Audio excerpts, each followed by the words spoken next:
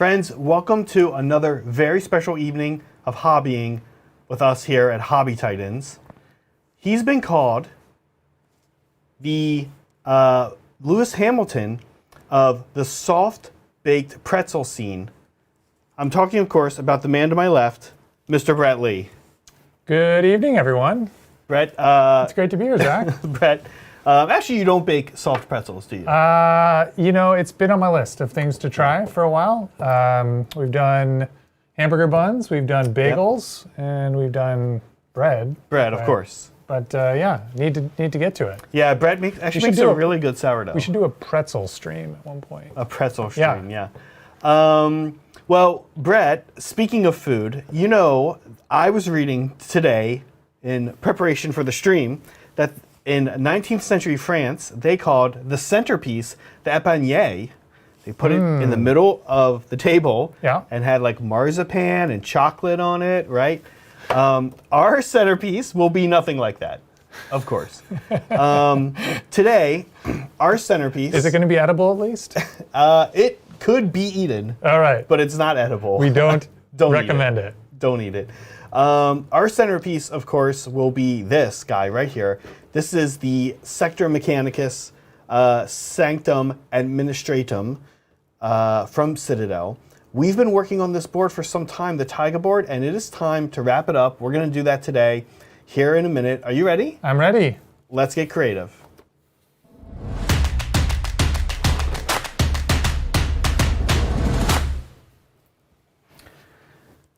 Okay.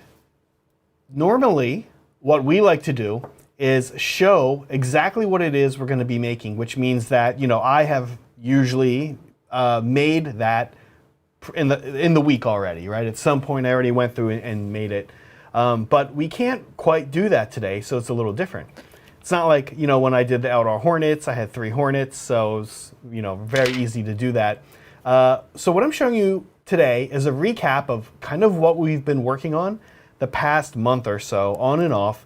And that is, of course, the Taiga board. Taiga, or boreal forest with all these pine trees. And we have updated this board. It's actually been on the channel for some time. But what you see here is we've been adding all these kind of mechanicum parts to it. And that's really just because the board had somewhat limited play with no real line of sight blocking or anything like that.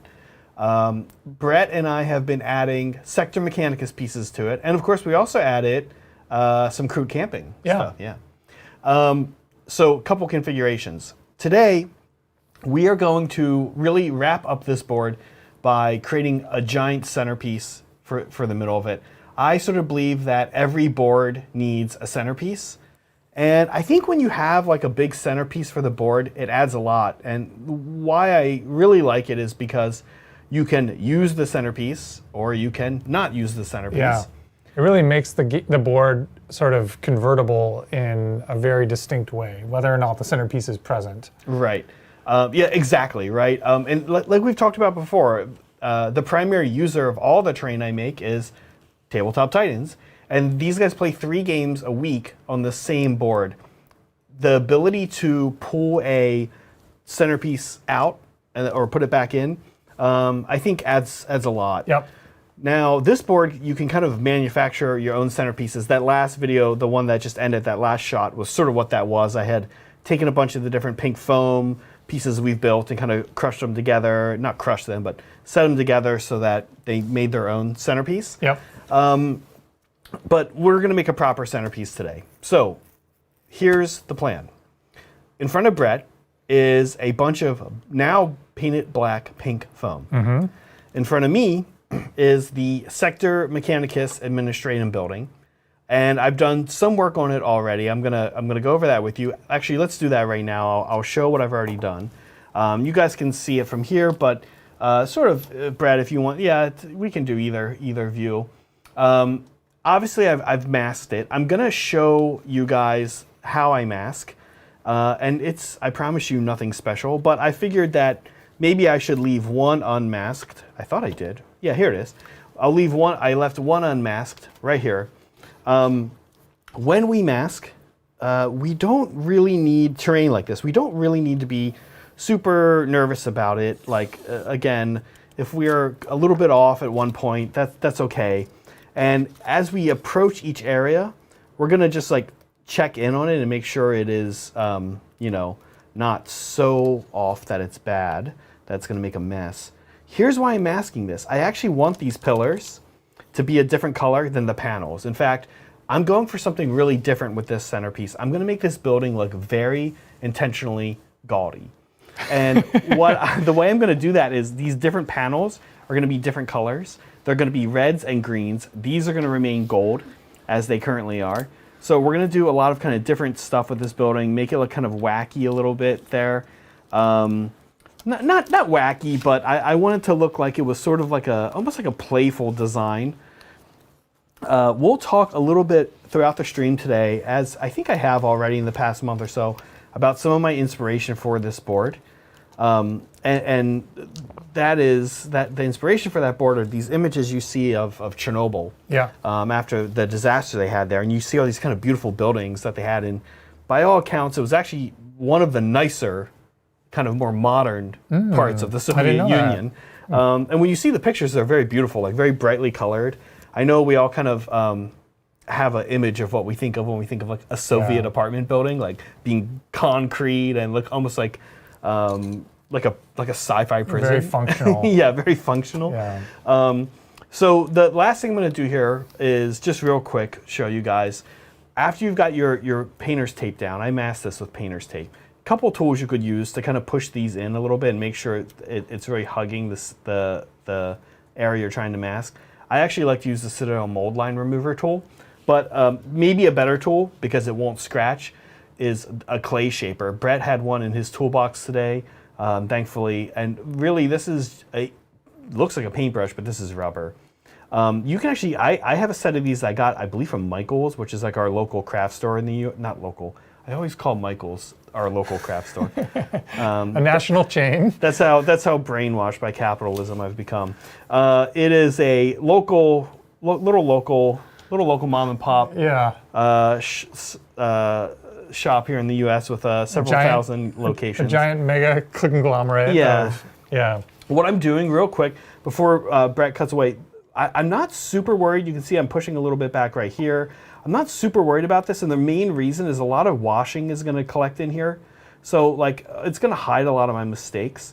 But one place I don't want this to happen, you'll see this kind of vent shape right here. I don't want that to get masked in any kind of weird way. Although, that said, even that would probably be okay, because I am going to dry brush that at the end. Yeah. And it's probably going to just change the color anyway. So just kind of pushing some of that back, and that's it. Obviously, as you can see, I did not want to sit here and mask the whole thing with you guys watching. This took me, I did it earlier today, it took me 50 minutes.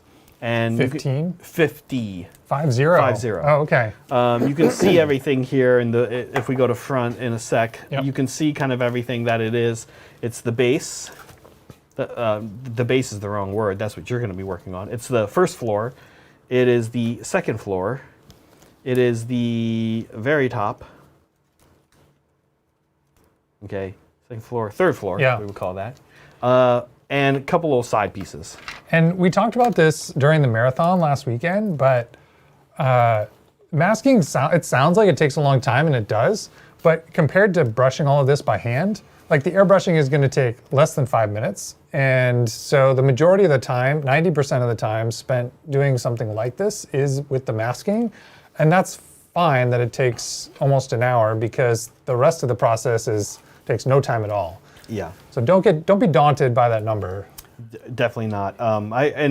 Yeah, maybe I should give some clarification. I didn't actually think that was that long. I thought that was pretty good. 50 minutes, 50. Now, as I'm working on it, every time I get to a new area, a new pillar, I'm gonna have to kind of just make sure that that's sticking. And that's the nice part about painter's tape.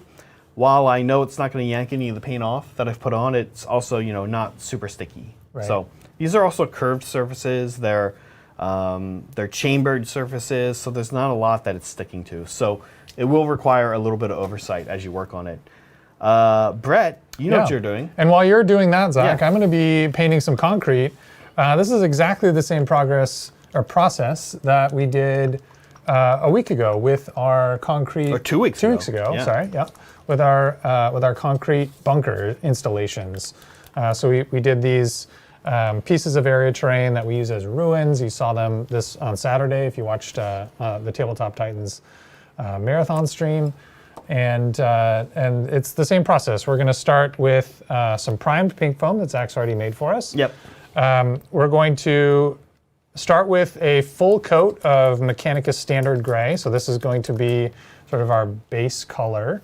Then we're going to apply Dawnstone on maybe 70, 80% of the model. So it's going to be, Dawnstone is the color. We talk about like what color is the thing. So this concrete is going to be Dawnstone, but we're going to allow some of the standard gray, the Mechanicus Standard Gray, to show through. We're only going to cover it about 70 or 80%. Yep. And then the last step is going to be Administratum Gray, which is a highlight color. We're going to do maybe 40-ish% of the coverage with this guy. And then we're also going to use this with, do some dry brushing with this, just to catch the edges of some of this really great texture that's been carved in with the hot wire cutter. Yeah, no, Brett, I forgot to mention to you before the stream that I have given you here to work on the centerpiece. And I've also given Don't mess it up. I've also given you a bunch of little blocks. Yeah. And we'll just see how we're doing on time, if that makes sense to do those or Yeah. not. Otherwise, we can knock them out. The idea behind the blocks is this building is the originator of the disaster. Right. And I like it. And so whatever was housed in this building is what blew up and kind of blew up a big chunk of this area.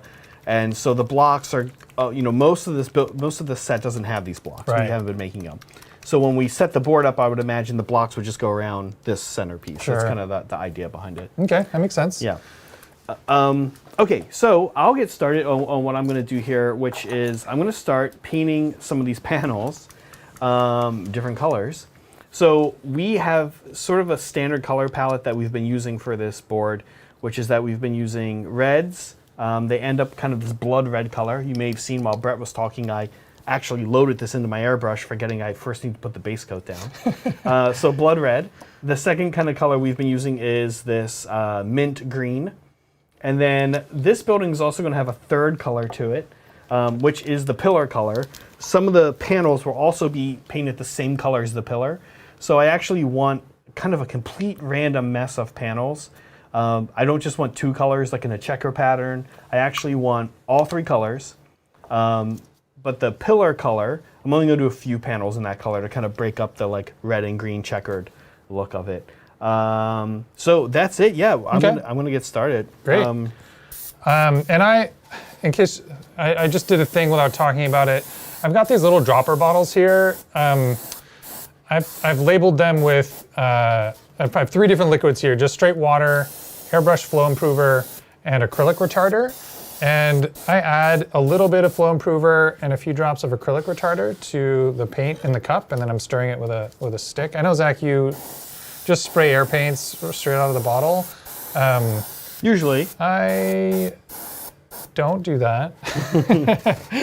And this is mostly just to, like in my head, I'm just preventing clogs really. Not that like air paints are pretty well formulated for painting straight out of the bottle. So I'm not worried so much about the consistency as I am just about trying to keep it from clogging on my needle. And so that depends a lot on which airbrush you have, whether or not you need that, how bad your airbrush clogs, and how much you hate cleaning your airbrush. If you don't mind it too much, maybe you don't. I mean, you've seen me. I clean pretty heavily.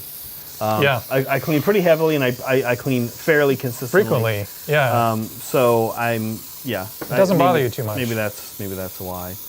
Also, I think your airbrush just is really, your Badger is really good about not clogging. I think that's one of its features. Certainly the Patriot, right? Right. The Sotar, I frequently actually, I haven't been using it too much. I did get to use it a lot on our marathon, which I was really excited about. And the Sotar, I do typically use a little bit, like even like a little bit of water. Yeah. But I don't really I don't know.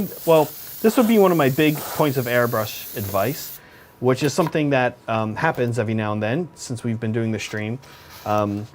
people will ask about airbrush stuff, and one of my biggest points of advice is just do it. Just get into it. Just do it.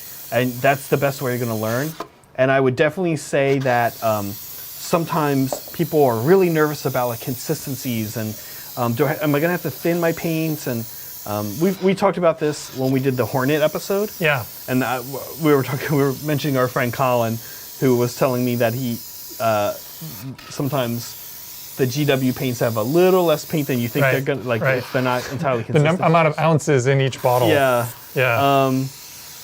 And I was saying that I really wouldn't worry about that. That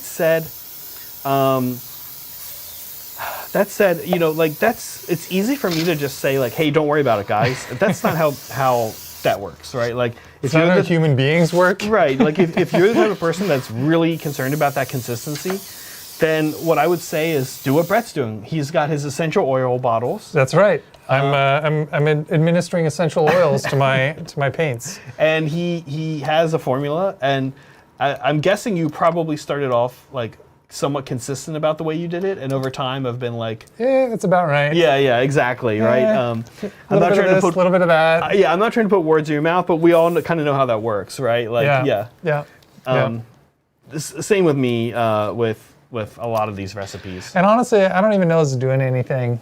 Maybe it is. Maybe it's not. It makes me feel good to do it, so I do it. Yeah, isn't that why we all hobby? To feel good? To feel good. Yeah, I mean, I guess you're right. I'm a little surprised to hear that coming from you. I feel like that's like not a Brett that thing. I need scientific evidence to support every decision. Yeah. So let me just say, I'm early enough in my airbrush journey where I'm also like I watched some videos about airbrushing, and I think they were I think I started with Miniac, and he was like, yeah, I thin my airbrush paints with some thinner and some acrylic retarder, and I was like, cool, I'm gonna do that. And I just don't have enough experience, enough distance in my airbrushing journey yet to sort of feel comfortable deviating from what a guy on the internet told me was the right way to do it. Well, wait, now we're guys on the internet, though. Oh my gosh. Well, now I'm perpetuating the. Yeah. Maybe it's bad advice. I don't know. Well, here's the good news. From Miniac. He's a smart guy. Here's the good news. You've got one person that does it and one person that usually doesn't do it. That's right. And one of the things that I was always told, great painter, a guy who painted the AdMech Army, Colin Ward, and goes by Legalized Mischief on Instagram. And Brian's Tau as well. Brian's Tau as well. I think the Space Wolf Army that they use here. He always kind of said, just like, if you've got something down, no reason to change your process. Yeah, exactly. That's what I'm talking about. Now, that said, theoretically, like, people start thinking, like, well, wait, there must be a right answer. But I think that it doesn't quite work that way. Like you're saying, how often are you cleaning? What's your temperature? Right. What's your temperature? What's the humidity? What's the humidity? What's the humidity? What's the temperature? What's the room like you're hobbying in? There are a lot of factors. So the reality is that there probably is not one right answer. So, do what works for you. I feel like I need a house paint sprayer for this. This is a large amount of area. On that thing, yeah. Yeah. I'm going to need to refill this paint cup like 5 times. Probably. That's why I was... You're like, do we have enough Mechanicus gray? We're good on Mechanicus. There's another Mechanicus gray if you need it, so don't worry about Mechanicus gray. I think we'll be okay on non-oil. As you guys know, there's a great non-oil shortage afoot. A great non-oil shortage of 2021. Of like forever. All the hobbyists, all the people picking up the hobby due to coronavirus pandemic and shelter in place have been buying up the world supply of non-oil. I guess, and then maybe they've been making less, I don't know. Creating artificial demand. Yeah. No. Those supply chain shortages. Yeah. You like how I immediately jumped to the worst thing. The worst. I mean, maybe that too. I don't know. Okay, so I just did the red base coat. I'm now doing the green base coat. And it is already starting to look a little wacky. I'm so excited for how gaudy this building is going to look. I cannot begin to tell you guys how much I just am super excited to do like this, like Italian flag or Mexican flag, red, white, and cream color building, and just to have it as a centerpiece in this board. But as I was saying to Brett, yeah, I was noticing whenever you go and you kind of look at like all these sites have like these different pictures of Chernobyl. There's just all these like beautiful bright buildings that it's like sad to see, and they're all just like in these stages of decay and stuff. And that's what I wanted. I wanted this like beautiful kind of bright building. Like this maybe was like one of the least worst places of the Imperium. Least worst places of the Imperium, and they're like, hey, we even painted you guys a fun building to work to your death in. And so while you're toiling for the Emperor, you get some bright colors on the outside and so of the building. Exactly, and that was like the idea behind this. So all right, I need more gray. I'm hoping it just looks like a mess. Oh, it's over here somewhere? Yeah, it should be back there, Brett. Now, heads up, a big thank you to everybody that joined in on our marathon Friday. Yes. Thank you. Yeah. Friday was so much fun. If you missed it, we painted, along with the entire Tabletop Titans crew, a Gargant's army in a day. It was pretty amazing. If you can sort of see behind me here, we've got them lined they're up on the table right there. Yeah, and we're gonna put them here on. We're gonna put them on our glam cam, and let's explain why we're gonna. Brett, do you want to explain why we're gonna put them? Yeah. On the glam cam? So the plan was for us to paint an army in a day. We had sort of low-key advertised that this would be a approximately 12-hour stream, which it was. It was like 12 hours and 50 minutes or something like that. It took us to go from assembled Gargants to finished product.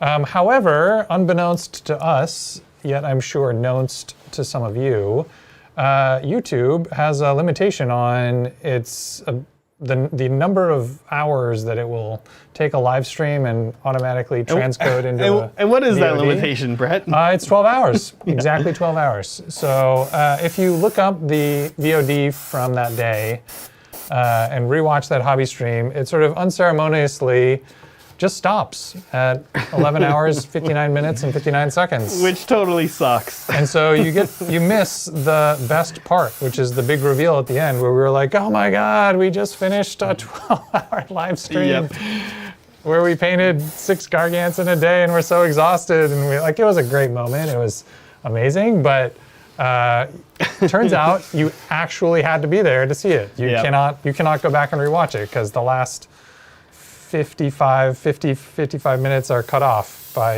YouTube. So Now we did, it is fair to say that we did play the army. Bridger and I then played, Bridger played it against me in my first Age of Sigmar game on Saturday. So you would have gotten some close-ups there. Adrian took some great shots, and so you would have gone to see it there.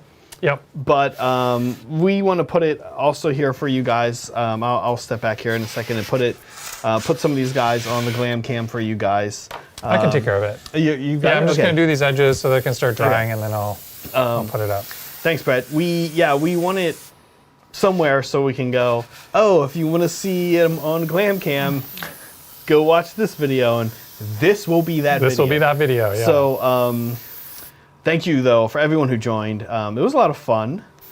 Yeah, it was so much fun. If you were there and you watched it, we had a great time. There were lots of conversations about garbage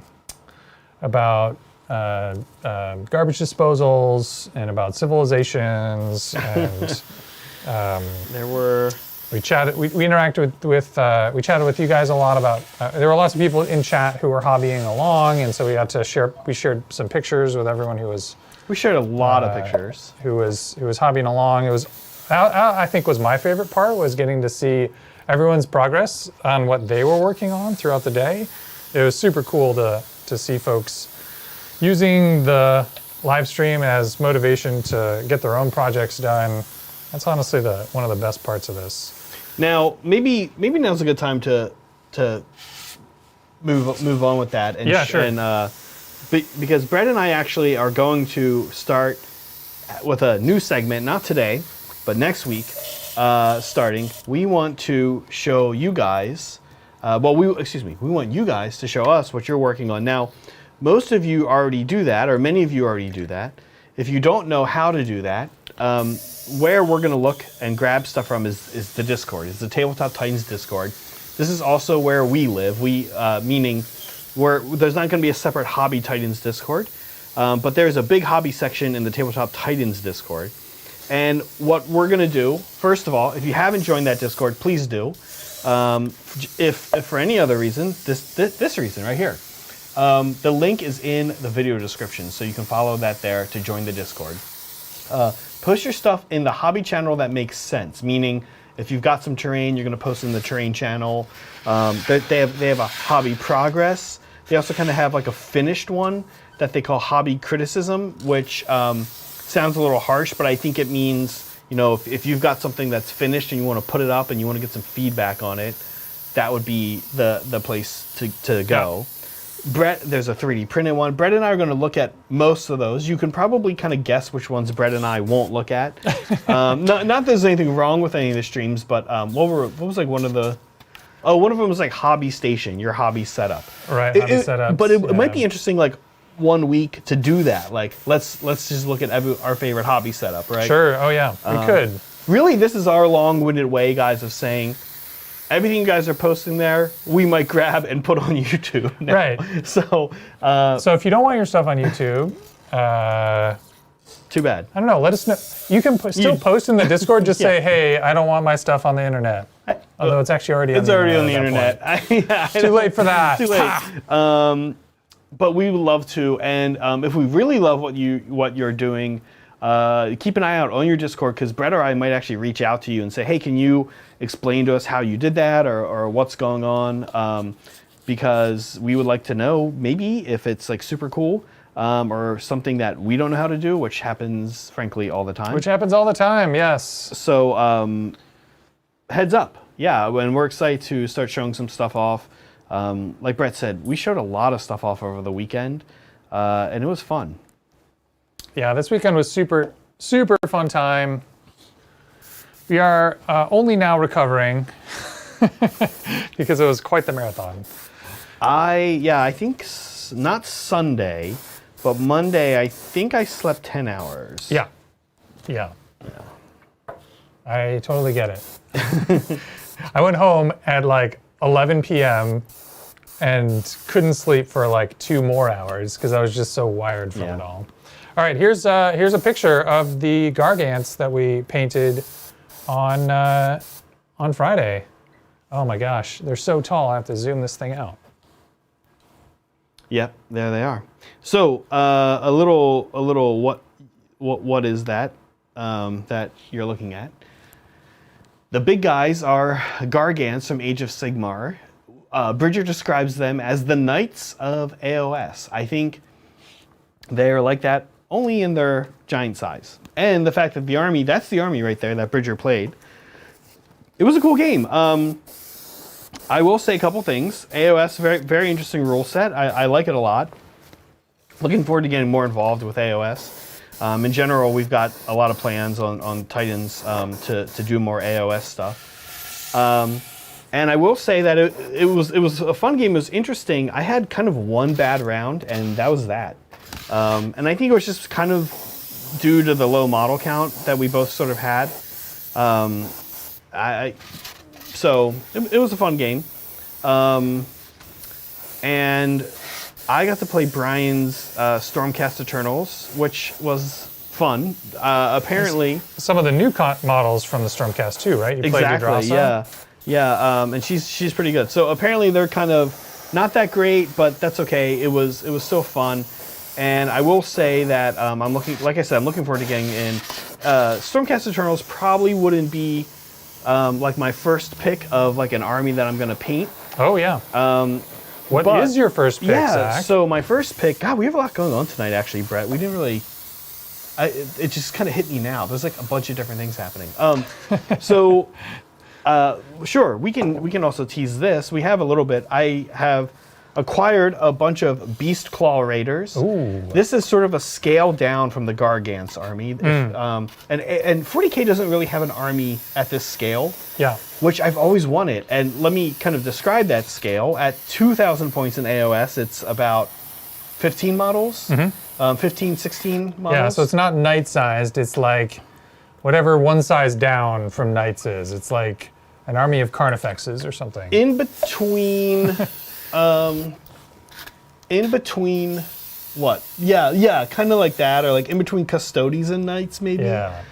Think maybe if you made a Tyranid army and only took warriors as your troops, and then took a bunch of big monsters, took Right. no Termagants, nothing like that. Yep. Which frankly is really cool. Kind of badass. And is kind of always what I've wanted. I guess I could do that with Tyranids in 40K. Yeah, Hopefully Warriors will be super cool one day, or at least like workable. we can hope. We can hope. Definitely they'll be T5, right? If Orcs Yeah, are definitely. T5. Yeah. Definitely.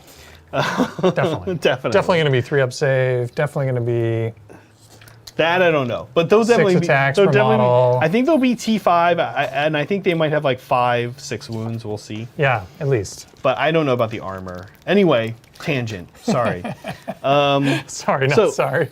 So, Beast Claw Raiders, super cool, and we're gonna get going on them very soon. And in fact, we're gonna get going on them next week.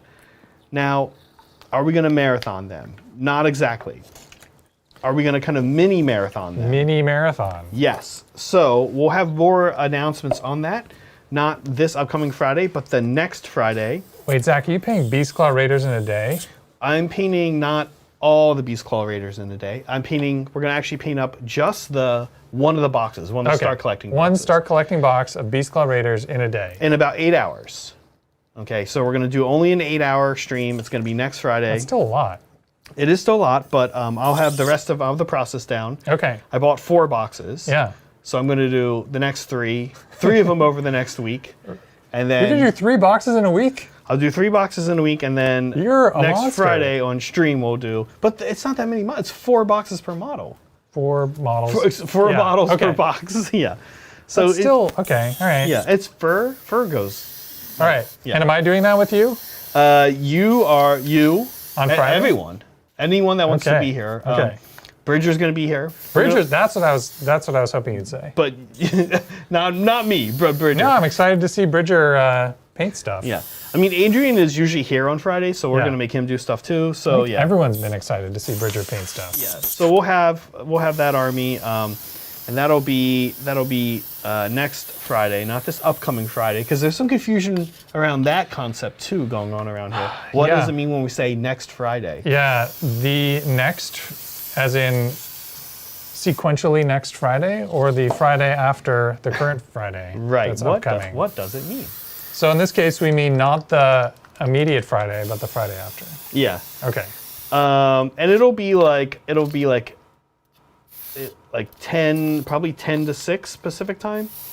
So if you work in the Pacific time zone, and you're back at work, you're not still working from home, just, put it on at work. Or if your name's Ernie and you feel comfortable watching hobby streams while you drive a forklift around. At least drive, whatever else you're doing, yeah. Yeah, you can do that too. Yeah, you can do that too. We would love to have you guys. But yeah, we'll kind of go through the process. It's a very fur-heavy army. Everybody's mounted. Lots of fur, lots of skin. Very different than when I paint Tau and Craft World Eldar. So I'm actually looking forward to it. Fur is great. Fur is a really, actually skin too. With an airbrush, skin is like, you get the process down, you get a good recipe, and you stick with it. And we're gonna do that for the stream. So very excited. Cool. If you can join us, please do. Obviously, we're gearing up for a little more AOS around here, and that's part of it. Mostly, we just don't have any. Like we have, if we wanted to do any more AOS content than we are already doing, it would just be the same armies over and over again. So having a few extra armies in the studio allows us some flexibility there. And how many games of AOS can we really run with Gargants? Like that's Right. like a once a month army. Well, I mean, Tops, you know? I think the reason it's exciting is because they can be can be added into other armies. That's right. Very easily. And we are going very destruction heavy around here. Oh, So right. and then that's what they're part of the destruction group. So very destruction heavy around here. Me, Adrian, Bridger, all very destruction based people. Not me. Apparently. Not me. Yeah, not you. Brett's too nice for destruction. I don't. We're creating around here, Zach. Yeah. It's not. I actually there are factions from all of the grand alliances that I like. So if you kind of base it off of that, I think. I don't know. I like some of the order ones too, but we'll see. Yeah. Okay, it's dawned on me, Brett, Yep. that we need to show a little bit of pre-work that I did in preparation for this Okay. episode. Yeah, let's do that. So let's show this video of me cutting pink foam. I kind of want to talk you guys through this a little bit. It should be number 2, I think. Yeah, oh my goodness. Do we have? Oh, maybe if we click it in. Yeah, give me. Yeah, it's okay. I can make this happen. We have the technology. Yeah. So what Brett's gonna queue up here is this video I shot, and nothing too special, but I did brag about how we're cutting pink foam today in a YouTube short. If you want to call that a brag, I was excited. I'm always excited about pink foam. Here I am. So what I did is the first thing you saw me do is make sure that this thing was big enough. And then I wanted to just kind of show you guys the process of cutting the pink foam for such a giant centerpiece of a building, because you saw Brett, there it is. You see Brett working with it. It's pretty big, and it's going to have these kind of walls on the corners. So I cut out these walls, measured them very carefully. I recommend using a T-square. That's actually my wife's T-square that I stole from her and now keep in the studio. I need to get my own. Sorry, Megan. So there it is. You can see I'm constantly checking, shaving things down, making sure they fit well. And then I carve out the little blasts. Again, something in this building exploded and blew stuff out. So I'm like always kind of especially chipping the outside of this thing.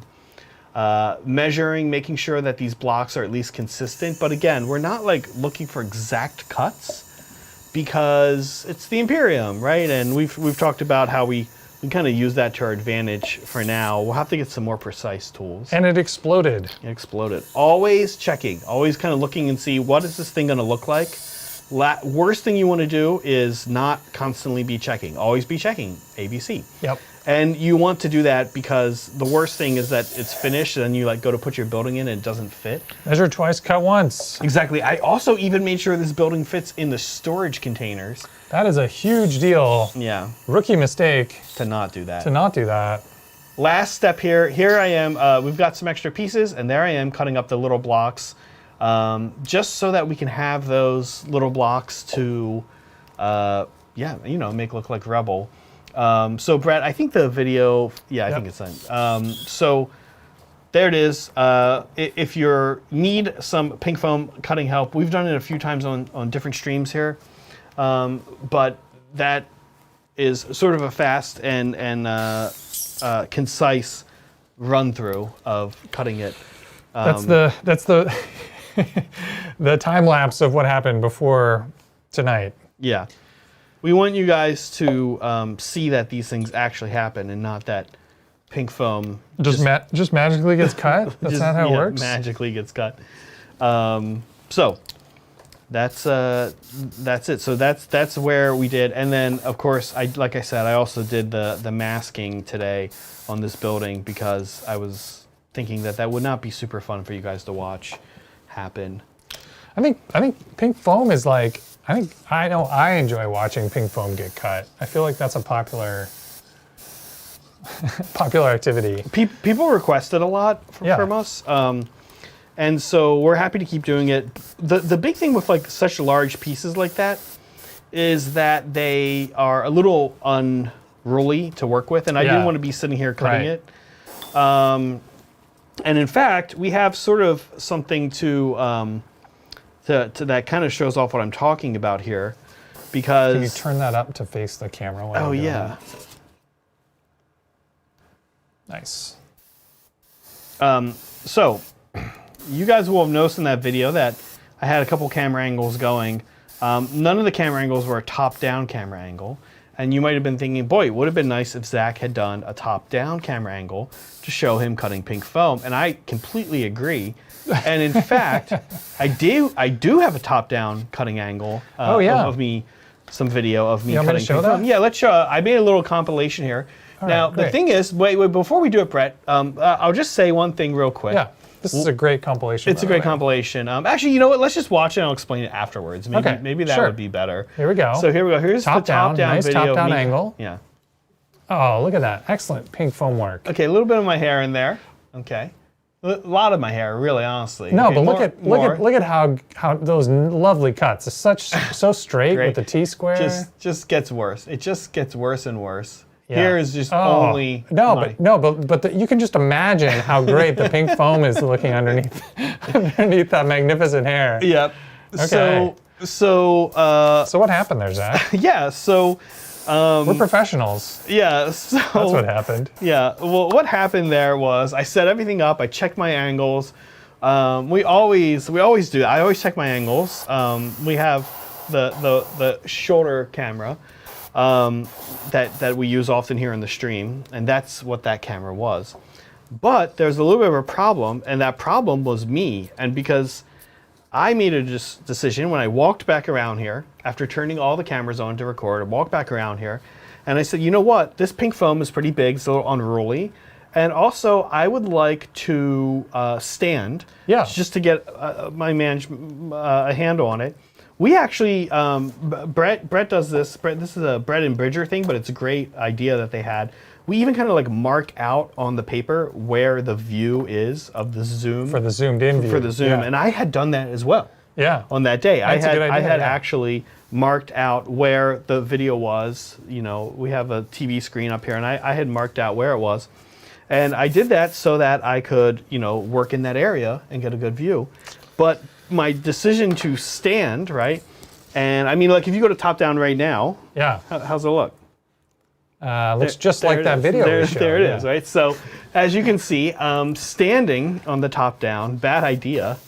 And now I know that. Now we know. Each one of those videos, we took 22 minutes. It took me 22 minutes to cut all that up and do it. So that was just, and that also what was really funny is that was the first one I pulled out, the first SD card I pulled out to get the video off of. Yeah. Loaded it up on the computer. It takes a while, 22 minutes of 4K video. Right. Takes like 30 minutes or so. I forget how long. It takes kind of a while. And I'm like, okay, here we go. And I pull it up after I was doing other things, and I come back and I see 22 minutes of 22 minutes of just hair product advertisement. Mediterranean mop. Yeah. That's it. Forget the Taco Bell sponsorship. We should get Pantene to sponsor us. Yeah, well, I don't use Pantene, Brett. Okay, well, I just made an assumption there, and I apologize. But yeah, I was pretty annoyed with myself. There's about in the actual video, the helpful one that we showed, there was about like 2 seconds before I leaned too far in. Yeah. That we decided to show. But well, hopefully you guys enjoyed that. yeah, hopefully we got some value out of me ruining the top down. A little view. behind the scenes, making lemonade out of lemons. Yeah. Happy little accidents. This thing is starting to look super ugly, and I'm really excited about it. I've got one more outer layer to do, which is the bone kind of color, and I'm gonna try to color it a little bit differently than the pillars, because I want it to be even uglier. Like I want there to be like one kind of cream color in the pillars, and then a second cream color in addition to the red and the green. Wow, this is like a patchwork. It's really a patchwork. Yeah, it's gonna look great, and it's actually gonna look a little bit insane when we pull the tape off. But once we tint it all the same, right? Yeah. Because everything gets tinted the same at the end of the day. It'll look a little bit less insane, and I think it'll be the effect that I'm going for, which is just kind of like a odd aesthetic choice made by whatever, I don't know, servitor? Some servitor was like, just bored, and they were like, I'm gonna add some joy to my dull, dreary existence by putting a little bit of putting a little bit of color into this. A little bit of building, insanity. So I already have the color for my pillars. The pillars are actually fully painted. Well, fully painted with layer paint. They just need some tinting. So I'm going to use a slightly different color. Now I did use the same base coat color because I really do want the pillars and the cream colored panels, of which there are the least amount of cream colored panels. I really do want them to be very close to each other, but just like slightly different, such that it's just, you know. Yeah, just a little bit of variation. A little bit of variation. Do you want to put those? Exactly. Do you want to put that on the turntable? Yeah, actually, let's show do it that. off? Let's do that. Let's show this madness here. You're gonna have to take off the gargants. Oh yeah. And that is no. And while you're doing that, small feat. I'll show a little bit what I'm working on. So I moved on to the second color. So this is Dawnstone, and you can see I'm getting about like we said, like 70 to 80% coverage, and I'm intentionally sort of doing it in a mottled way, just to kind of add some texture to these pieces, and not really worrying about, you know, getting clean, consistent coverage. I'm just trying to lighten the color a little bit in a sort of random way. So you see I'm just hitting the airbrush with some spurts to add a little bit of color here and there. Lighten it up a little bit. All right, we ready to see this insane building? Yeah.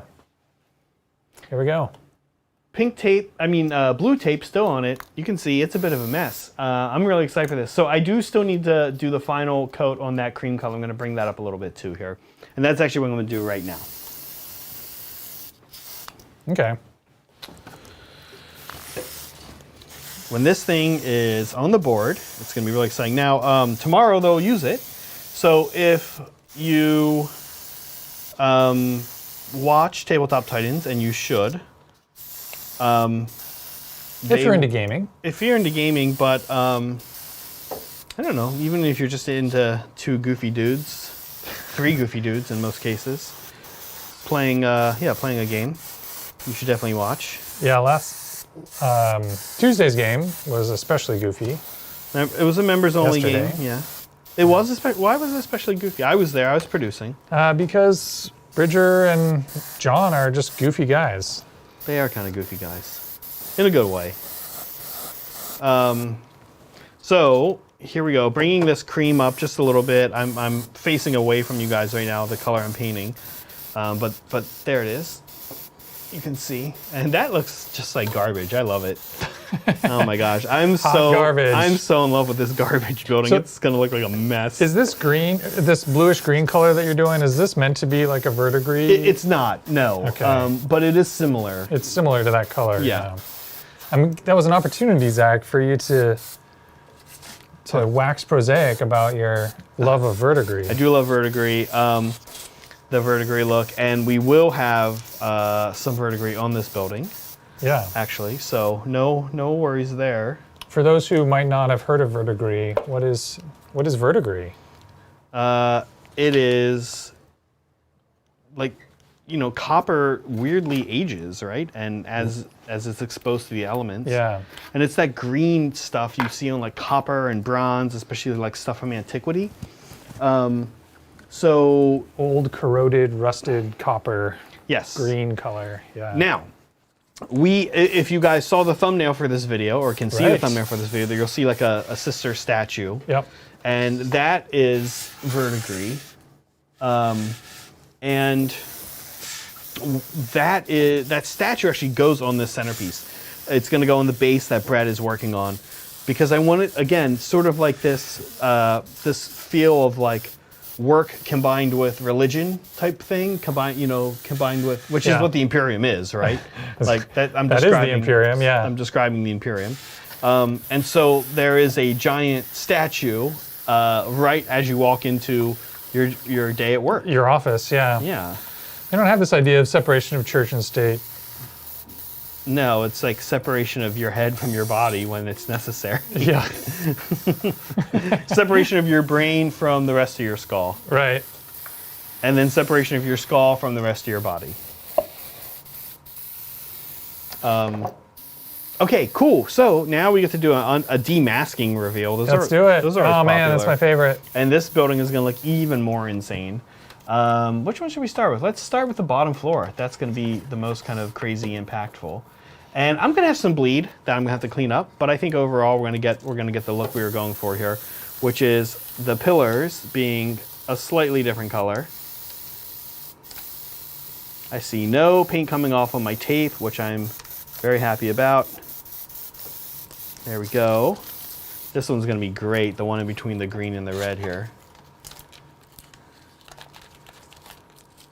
I zoomed in on you a little bit. Okay. Here we go, here we go, here we go. Oh my gosh. So gaudy. I love it. I love it. This building is going to look great.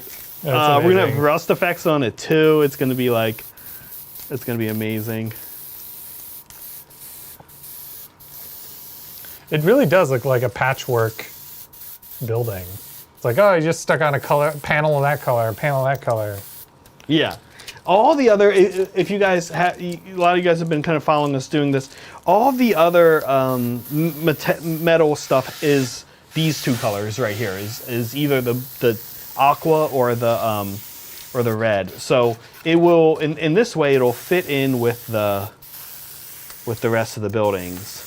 It just also has this kind of addition of the cream. Yeah. Which I'm really into. We'll do a little bit of verdigris on this as well. The verdigris actually does end up looking pretty good. These panels I'm going to have to paint. And I could do the masking trick with them as well, but I have been digging. One, I've already showed you guys masking. We got it, right? And two, I've really been digging my Sotar, so that's just something different I can show you guys. I'm just going to go in and just like do them with the Sotar because it's fine enough that it can happen. I can make that happen. Yeah, that's one of the really nice advantages of the really fine-tipped airbrush needle is you can, in some ways, get away without masking. If you're super careful, you can. At the very least, yeah, you're right, Brett. And at the very least, the way I would say it is that it changes what you think you're going to have to mask versus. Yeah. Right. So at the very least, I'm more like, I look at things, I'm like, I think I can do that. I think I can get away with it. Yeah, I can hug that line, that edge. Yeah. And now what I'll do is I have some stencils on like this almost like card, like index card, but ideally an index card would be great. And I'm going to just like hold it there while I airbrush. Right. Just as a little bit. Yeah, you don't of have to tape anything down. You just kind of hold it in place with the other hand. Yep. It's like quick and dirty stencil, or not stenciling, but masking. Yeah, exactly. I'm so excited for this building. I'm so excited for this giant base you're working on, and just this huge gaudy building. I've always wanted to do like an insanely gaudy city. And you know, it's funny, we have, when I'm really in the monochromatic kind of color schemes, as you guys who have seen the boards I've made know. I love to, like when we're talking about what boards to use, Adrian will be like, hey, what board should we use this week? And I'm like, purple board. You know, it's defined by a color. Usually defined by color, right? Like, and we all know exactly what board Zach's talking about. Yeah, so that's pretty common. But I have always kind of wanted to do like this monochromatic city board, excuse me, not monochromatic. I always do monochromatic cities. I guess the Capitol with the statue, with the lady statue. Yeah, that's kind of got a few different colors going on, but it's all tinted down very green, right at the end. It's all got a shade. It's got a tint to it. Yeah. It's got an Instagram filter applied over top of it. Exactly. And this will too. And frankly, if I did a very bright like color, yeah, like multicolor city, it would still have a tint as well, right? I've always wanted to really tint something like very orange, like not with weathering powder, So nobody can see what you're doing. Let me switch to the top-down. Oh, that's okay. Well, here, I'm Oh, okay. setting this up for them. You're creating a diorama. Yeah. It keeps getting taller and taller. And it just keeps getting gaudier and gaudier, and I love Yeah. it. And then here, you know what I actually love about this building? I took pretty good care to mostly not have the different panels, like one color be on top of another of the same color, but I didn't get it quite right. I'll show you guys. I'll carefully kind of rotate this. You can see I've got this half panel at the very top and the one right beneath it are both the cream. And I was gonna like, I'll go back and make that green real quick, but I'm like, no, I'm gonna leave it. I want one of them to be wrong, just so like, I want this building to, you know, people who That's like things to be particular, they always say things like, oh, my OCD, right? Like, is it bothering anyone else that that's not flush or that that's not, I want that. I want it to be just like, they actually really, truly did not do this building. They did not do it right. They did not do it right. You know what's funny is like, maybe someone will assume that you didn't do it right. You're like, no, I intentionally didn't do it right. So I think that's funny. But no, you know what? You're right though. That's a fine balance because like, I want it to look good by looking bad. Right. Right. And so that's the goal here today, is to make it look good by making it look bad. Good. It's so bad it wrapped around and became good again. Yeah. Okay, so that is the outside of the building. I have to quick knock out these floors, which I'm going to do with some silvers, and this will take only a couple seconds. Yeah. What's your recipe for floors? Not much for this one, and I basically am just going to do like metal. Yeah. It'd be funny, you know, GW doesn't really. The administrative floor is very like utilitarian. Yeah. So I'm gonna use, I literally, for this building, I grabbed some Reaper metallics, starting with aged pewter, which is like a dark one. And then I'm just gonna put a couple, almost like you're doing, Brett, sort of the same process of just like a few kind of wavy areas. Yeah. Especially away from the walls, where this thing will come in contact with the walls. A few kind of wavy areas of just a lighter color. So is the lighter color also a metallic? It's also a metallic. Yeah. It's going to be like a lighter silver. So I'll do this. And again, Brett, oh, actually, let me, maybe I should move the building. It is like very much in the way, huh? The big reveal. Oh, we can all see what you're doing now, Zach. Yeah. And so nothing special here. I'm just kind of quick knocking out, just kind of quick putting this silver on the floors here. These floors are going to be the second and third floor. This will definitively be the tallest thing on the board, and I think that's important for a centerpiece. Although not necessarily the way it has to be. You could probably figure out some other ways to do that. As sort of an added bonus, I did not clean my airbrush very well when I put this aged pewter down. Yeah. And so you guys will see I got a little bit of cream mixed in with the pewter. Got a little bit of ivory in there. A little bit of ivory. And I think I'm okay with that. If I wasn't okay with that, I'd let it dry, and then I'd make sure I ran clean aged pewter through it over top. You wouldn't notice that had happened. You wouldn't notice. It's terrain. And I am doing it a little. I am going to actually do that a little bit because the cream look is, I don't know, it's kind of cool. I'm kind of into it. But I can't help but think I could not have accomplished that if I had tried, you know? Yeah. It's kind of that. It's kind Someone's going to ask you at some point, how did you achieve that interesting look on your administratum flooring? You're going to say, I don't know how to clean my airbrush. Well, I didn't clean my airbrush very well. There was some bone color. There's some Ushabti bone left in it from doing gargant ropes. And Ushabti bone, specifically as a color aside, Brian really deserves an applause for that. He really, why he painted so much Ushabti bone is because this was during the marathon when we were playing with the gargants. Yeah, thank you. Why he painted so much Ushabti bones because that was the color we did the rope before we washed it. Yep. And the rope sucks. There's so much rope on a gargant. It's crazy. Yeah. Guardians just have like so many gubbins roped to them. And like not optional, right? And I kind of made this comment during the marathon. I said, you know, we talk sometimes about like Thousand Suns being an army where you're going to paint a lot of trim, or like, this is the trim army, this is the carapace army with Tyranids, stuff like that.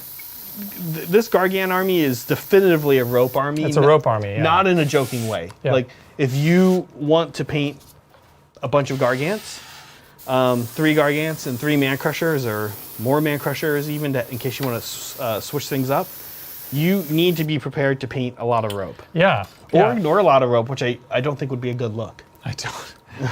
Skin-colored rope, yeah. And I mean, yeah, the rope is like, it's not like we added rope on bits. Like GW loves to give so many bits, right? We did not add that. The base model just had like rope on it. You're painting rope. That's the point. Whether you like it or not. You're not getting out of it. Cannot stress that enough. And you know, like, actually, it's interesting. It really made me think a lot about how we don't think a lot about, like, I've never really thought about that before. Like, what sucks about my army to paint? About each army, yeah. I know a lot of Eldar players complain about all the gemstones. The gems, yeah. Suriani Eldar are the gem army, yeah. But I found that not to be like a big deal. You had a plan for your gems too. You were like, I'm going to do these gems this color and these gems this color. And well, some gems you just don't do gems. Right. You've got some of them are just black. Some of them you just paint over the base color. Yeah. The spirit stones is what they're really called, by the way. And yeah, I don't know. I did not. You just decided not to do it. I mean, you can't do that with rope. You can do that with gems. You can't do that. You can do that with spirit stones. You can't do that with rope. Yeah, it would look so. It would look bad. Okay. How would you feel contrast paint would work for rope? I have to say, I've barely used contrast paint. What if we'd used contrast paint? You know, actually, jokes aside, we seriously, in retrospect, we were talking about this after the fact, we seriously considered, like, if we could go back, maybe it would have been easier to base coat the entire model Ushabti bone, and then to paint, like, mask it off with masking putty, and then spray the skin as a second coat, so that we wouldn't have to have gone through. I don't know. You guys painted all the rope. You guys maybe were considering that, and it's not a. It's a bad idea. Let me think how to describe it. It's not that it's a bad idea. It's a great idea. It's a great idea, like sending people to like Enceladus to see if we can sustain life there is a great idea. It's a great idea, like one of Saturn's moons, right? Oh, okay. It's a great idea. It's just like you can't do it. You know what I mean? Like not good, impossible. Impossible. Right? Not gonna work. Like impossible for now. Right. And not impossible for our level, like just impossible for humankind. Oh man, it sounds like you're like challenging. I feel like Adrian's gonna come in and be like, "Oh, you said it's impossible, huh?" Challenge accepted. Adrian is too busy. He knows. Adrian manages his time better than that. Yeah, he would be like, "Yeah, not." I mean, yeah, we could sit here with the elastic putty and get it real thin and go around. I just don't know. You know, the putty doesn't really stay, right? Like we've seen it kind of. That's true. Like over the course of painting. Yeah, no, you need to use the paint on stuff that dries. Oh, okay. They've got paint on. Well, now that's interesting. Putty. But then you're painting. Then you're painting. You're right. That's a terrible idea. All right, we've decided this is a terrible idea. Don't do it. You're just doing the same thing again with an extra step. I love it. Yeah, it is, guys, a rope army. Seriously. Man, yeah, like the army I'm about to do is a fur army. You know, that fur's great. Right. Necrons are like a open metallics army. Pretty easy. And Tower of panel lining army. If you don't like, yeah, learn how to do panel lines. Tower serious panel lining army, like no joke. Okay, here's what I'm going to do next, folks at home.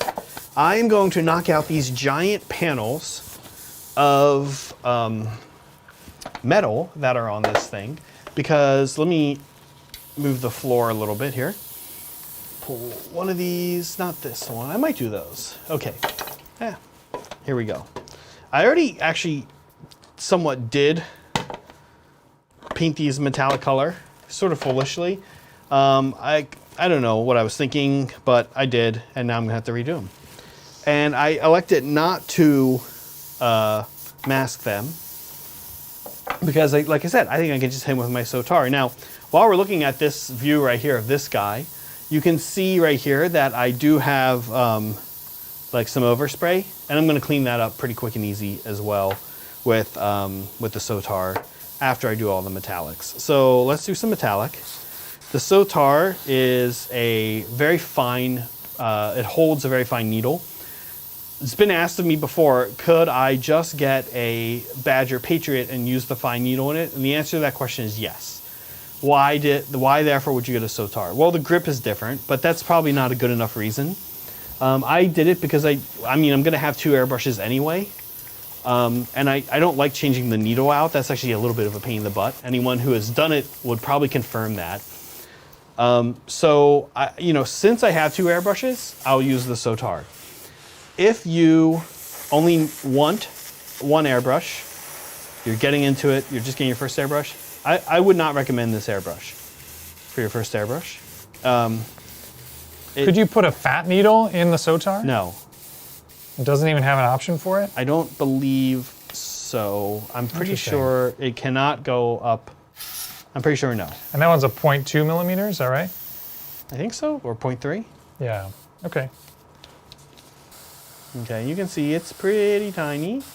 And I'm checking my flow here, good. Yeah, move it up a little bit and I'll zoom in an extra layer.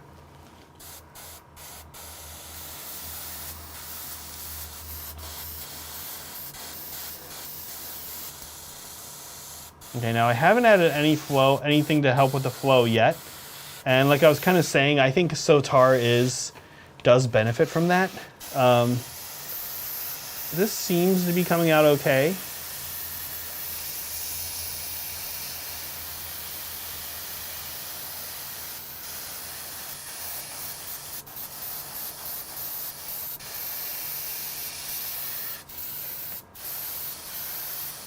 And there we go. Nice and easy. Just about having the right tool. That looks great. So masking is another option here though, right? We could have masked these. I think probably without the Sotar, I would mask. I feel like all the airbrushing I've done so far has been very low skill airbrushing. The idea of like priming and base coating and like applying some light shading, like this kind of stuff's pretty low skill. But once you get into like, I'm gonna get an airbrush with a super fine tip and not mask and just like start sort of doing some fine shading like that with just sort of like freehanding with an airbrush almost. Yeah. Like I feel like that is where there starts to be a much higher element of skill involved. Would you agree? Well, skill might be the word I would not. Okay. Maybe not skill. Just carefulness. Carefulness. Okay. Just being a little more careful than I was earlier when I was just painting the blue and the red and everything was nice and masked. So I'm not sure. Yeah, I'm not sure skill. But I guess what is skill? It's a combination of craft and attention to detail and practice, practice and thinking about things and etc. Right? So 10,000 hours. Yeah, I guess to some extent. But I'm actually not. I'm getting a lot of overspray.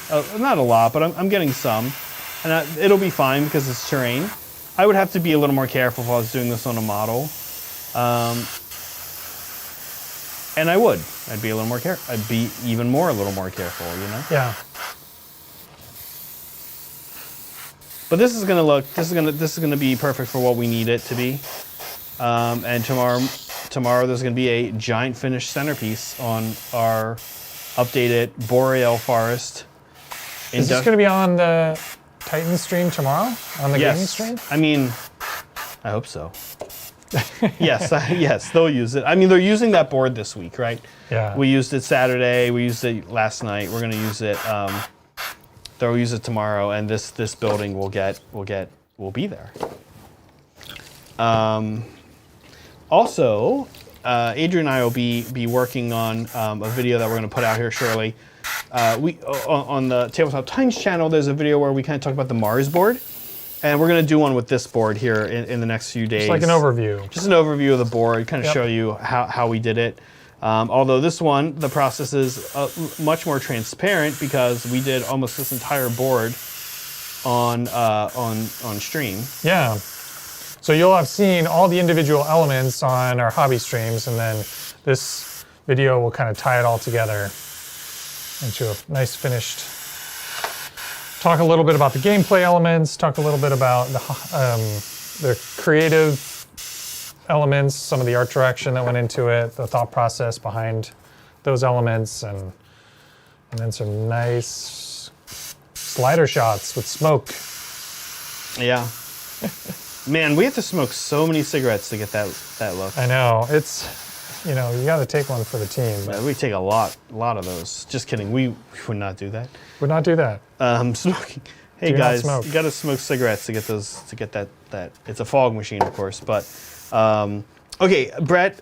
When we can get a chance, I do want to kind of show one trick here. Yep. When you're airbrushing with like a fine detail brush and you're not masking, but you're also like not being super careful. One of the things that I do here is I am kind of making sure, like when I'm let's do the red panel. The contrast is the highest there, so I'm gonna zoom in one more layer. Yeah. Okay. I'm making sure I'm kind of like, I'm not going head on like this with my paint because I'll get more overspray. This way, if I come at kind of an angle, the overspray I do get is just going to go on areas that need the paint that color anyway. So you can see I am kind of like turning things, and I'm being very careful about like what angle I have. And I feel like this is something that it took me a awkwardly long time to figure out, is that like the angle of attack for your airbrush is actually like one of the more important knobs that you have to turn as an artist when you're applying paint. I don't know why it took me so long to figure that out, but it's like a big deal. Well, yeah. I mean, it's not something you're gonna see until you need it, And yeah, it's just one of those little tips that like helps make it so that you don't have to do as much cleanup, or you can achieve just a slightly better result with the airbrush, which means you have to do a little bit less individual brush painting. Exactly. Now, one thing I will say about the Sotar, I've heard people describe it before, and it's not the only airbrush that falls in this category, as being almost too small. And it is. Like, it's not, you don't want to, I mean, honestly, like, you don't really even want to be painting like a tank with this thing. So it is, like I said, I don't think it's a good choice for a first airbrush. I think it's a great choice for a second airbrush if you're kind of ready to like level up and try doing more things with it, with your airbrushing. It clogs easier. I'm probably due for a cleaning right now on this guy, like a mid-level cleaning here. After Zach, move just to the right a little bit. After everything I've done, thank you. There we go. Okay, now because we're gonna do a lot of heavy tinting, like I don't know about you guys, but I can kind of tell like this went over red and this went over teal. But again, not worried about it because we're gonna have like this big tinting process. Still kicking here.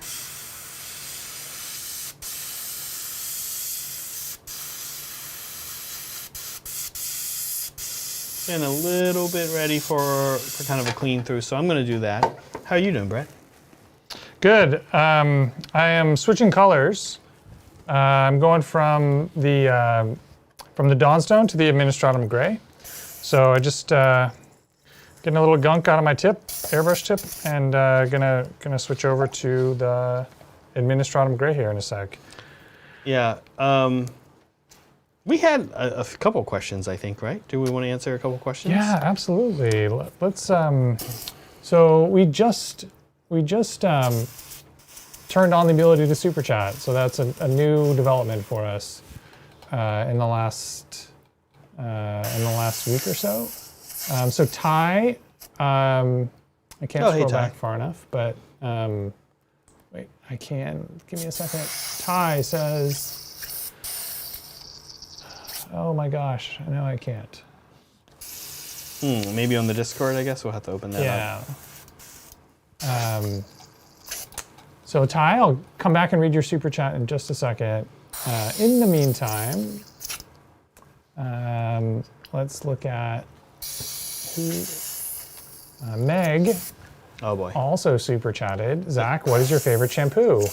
You know, honestly, as somebody who has a lot of hair right now, one of the things I kind of learned is that I read. First of all, actually, I've learned a lot about having long hair. Actually, Brett's significant other pointed out to me, Leah. She pointed out to me that when you comb your hair, when you have long hair, you actually start from the bottom and work your way up because it prevents tangles, which was really funny. It's just kind of funny that I heard that from Leah because like I never heard that from Megan or like a sister or my mom or anything like that. Because it's just not something you really would think to tell somebody unless it directly comes up in conversation. Yeah. And like, you know, Megan wasn't thinking, oh, you know, I noticed Zach's hair is long. I should definitely. Oh, you know what? It's not going to show up here because it's a different channel. Yeah, that's fine.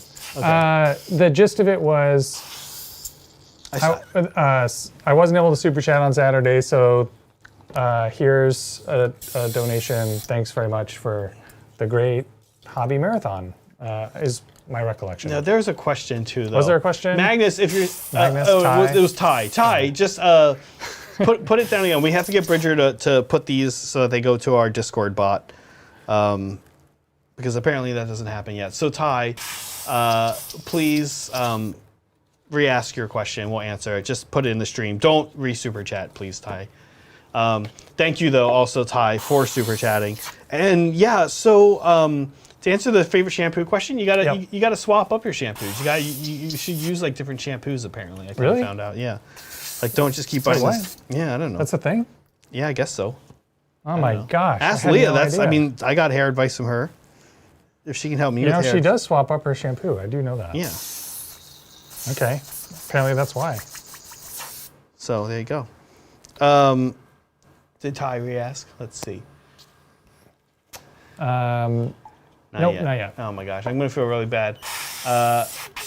Yeah, we saw that, Bridger, the YouTube channel viewer activity, but it's not there for some reason. Not there for some reason. Not sure why. Megan's isn't either, actually, but Cobra Commander's is. Yeah, Cobra's is showing up. Hi, Titans. Zach, a piece of Death Guard terrain is heading your way. Death Guard terrain? Oh, fun. I'm super curious what that is. Brett, you inspired something for the sofa that will arrive in about a week. Oh, wow. Thank you. Sofa decoration. Cobra. What did you inspire for a sofa decoration? Yeah.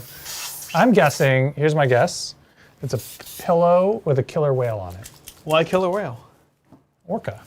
It's an orca pillow. Oh, right. That's my guess. Right. That's my guess. There you go. That's fun. Well, anyway, that will be fun. We'll see. Yeah, thanks, Cobra. All right. So I'm going to get started on some Administratum Gray. Okay, fun. Oh, you're doing that's like you're just about done then. Well, yeah, I can go and do these blocks as well, if I need to, or if there's time to. Okay, I am back and kicking here with the Sotar and the metallic running through the Sotar. Did need to pause for a little cleaning.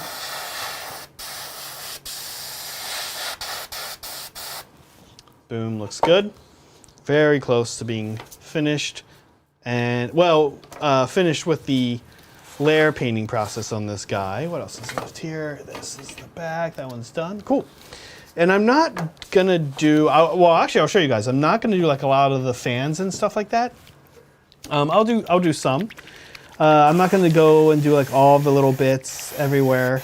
And the thing that you're going to find out with these kits, if you haven't worked with them before, is that, oh my gosh, they benefit so much from dry brushing.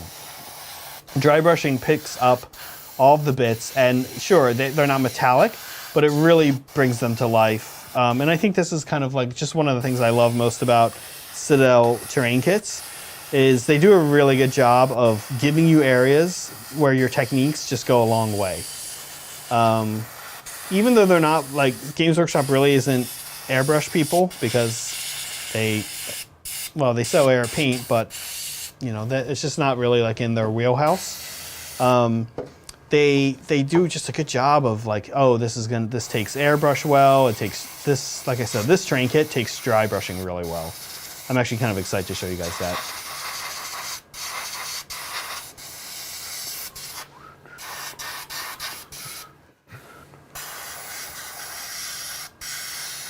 That looks great.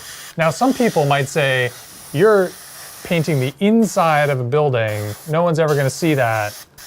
Why would you do that, such a thing? Like, does it matter? Yeah. Can I save time or paint or effort by just skipping that step? It's a good question. I will say this. I'm not being I'm being less precise. Let's say it this way. I'm being less precise on the inside than I am on the outside. And is it a building? It's, you know, it's technically not just a building, right? We know that it's a ruin, right? So you will be able to see this. And in fact, one of the things I like to think about, coming from like the club background, where, you know, we had our club and we always took pictures, is we used to like get in there and take really cool pictures. And then we had like amateur and serious amateur photographers in the club, and people would like get really in there. Andrew had a nice camera and get really in there and take these pictures. And I don't know, like the last thing you want is like someone's awesome model and then there's your terrain behind it, and it's like, why isn't that painted? Why is there an unpainted primed section in the back? Yeah. No, I hear ya. Zach used to do this model photography in games where he would have some app on his phone and you could take a photo.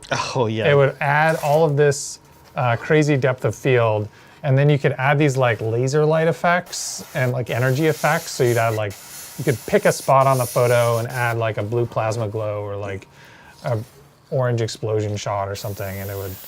That's right. It looked really good, and I was always so jealous because that app is only for iOS, and I have an Android mobile device. I see. It probably has. This is a similar one, I'm sure. No, there is not. Really? I've spent many hours. Actually, chat, if you know the answer, like, is there a good sort of video effects app? LensFX. LensFX is the iOS one that he's talking about that I used to use. Yeah. And it's amazing. It's really good. But I spent a lot of time looking for, and I wouldn't even mind paying for it if it was like, if it was good, if it was what I was after. Because you had some amazing, took some amazing photos. They're very inspirational. Yeah, I mean, it's mostly the app, right? Hey guys, I'll show you kind of a fun way I like to clean my airbrush, and this is not just a me thing. I've seen this. I've seen people on YouTube do this, other people on YouTube. If you want to do top down, Brett, sure. This is very helpful, and it's especially helpful in the Sotar. So the water's coming out, which is a good sign, okay? And you do have to keep on top of the Sotar when you're painting. And I'm not thinning maybe as much as I should. I think the next time I add paint to the pot, I'll thin a little more. So the needle in the Sotar is always right there, which is a problem. Not a problem, but just something you have to be aware of. Easy to bend it. Easy to poke yourself too. Easy to poke yourself. It actually hurts. I have poked myself before. Okay, so I pull the needle back and I actually put my thumb there a little bit, my finger there, and bubbles come up. Well, that's good because that just means I'm blasting gunk backwards into the pot, which is great because then I dump the pot out. I think that's called backblow mixing. Wow, you knew the name for that? That's crazy.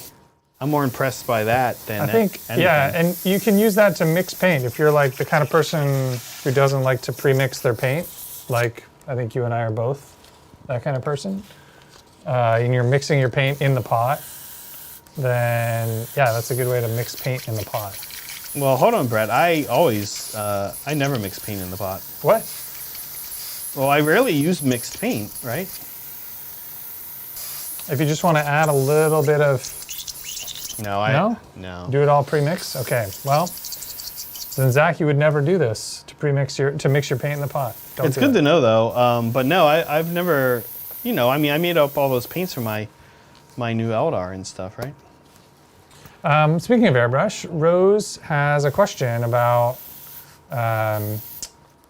she says, I'm looking to get an airbrush soon. Do you guys have any recommendations for an airbrush or compressor? What do you think, Zach? Well, we've been talking about these a little bit. Yeah, that's a good question. I would just recommend the one that I started off with because it's done well for me, but it's not the only option, of course. So I started off with a Badger airbrush model 105. Here's the box.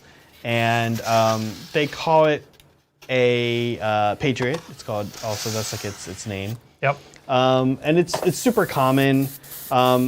You can get it on Amazon. You can get kits on it with it. It's like $80 or something. I think the airbrush itself is like $80.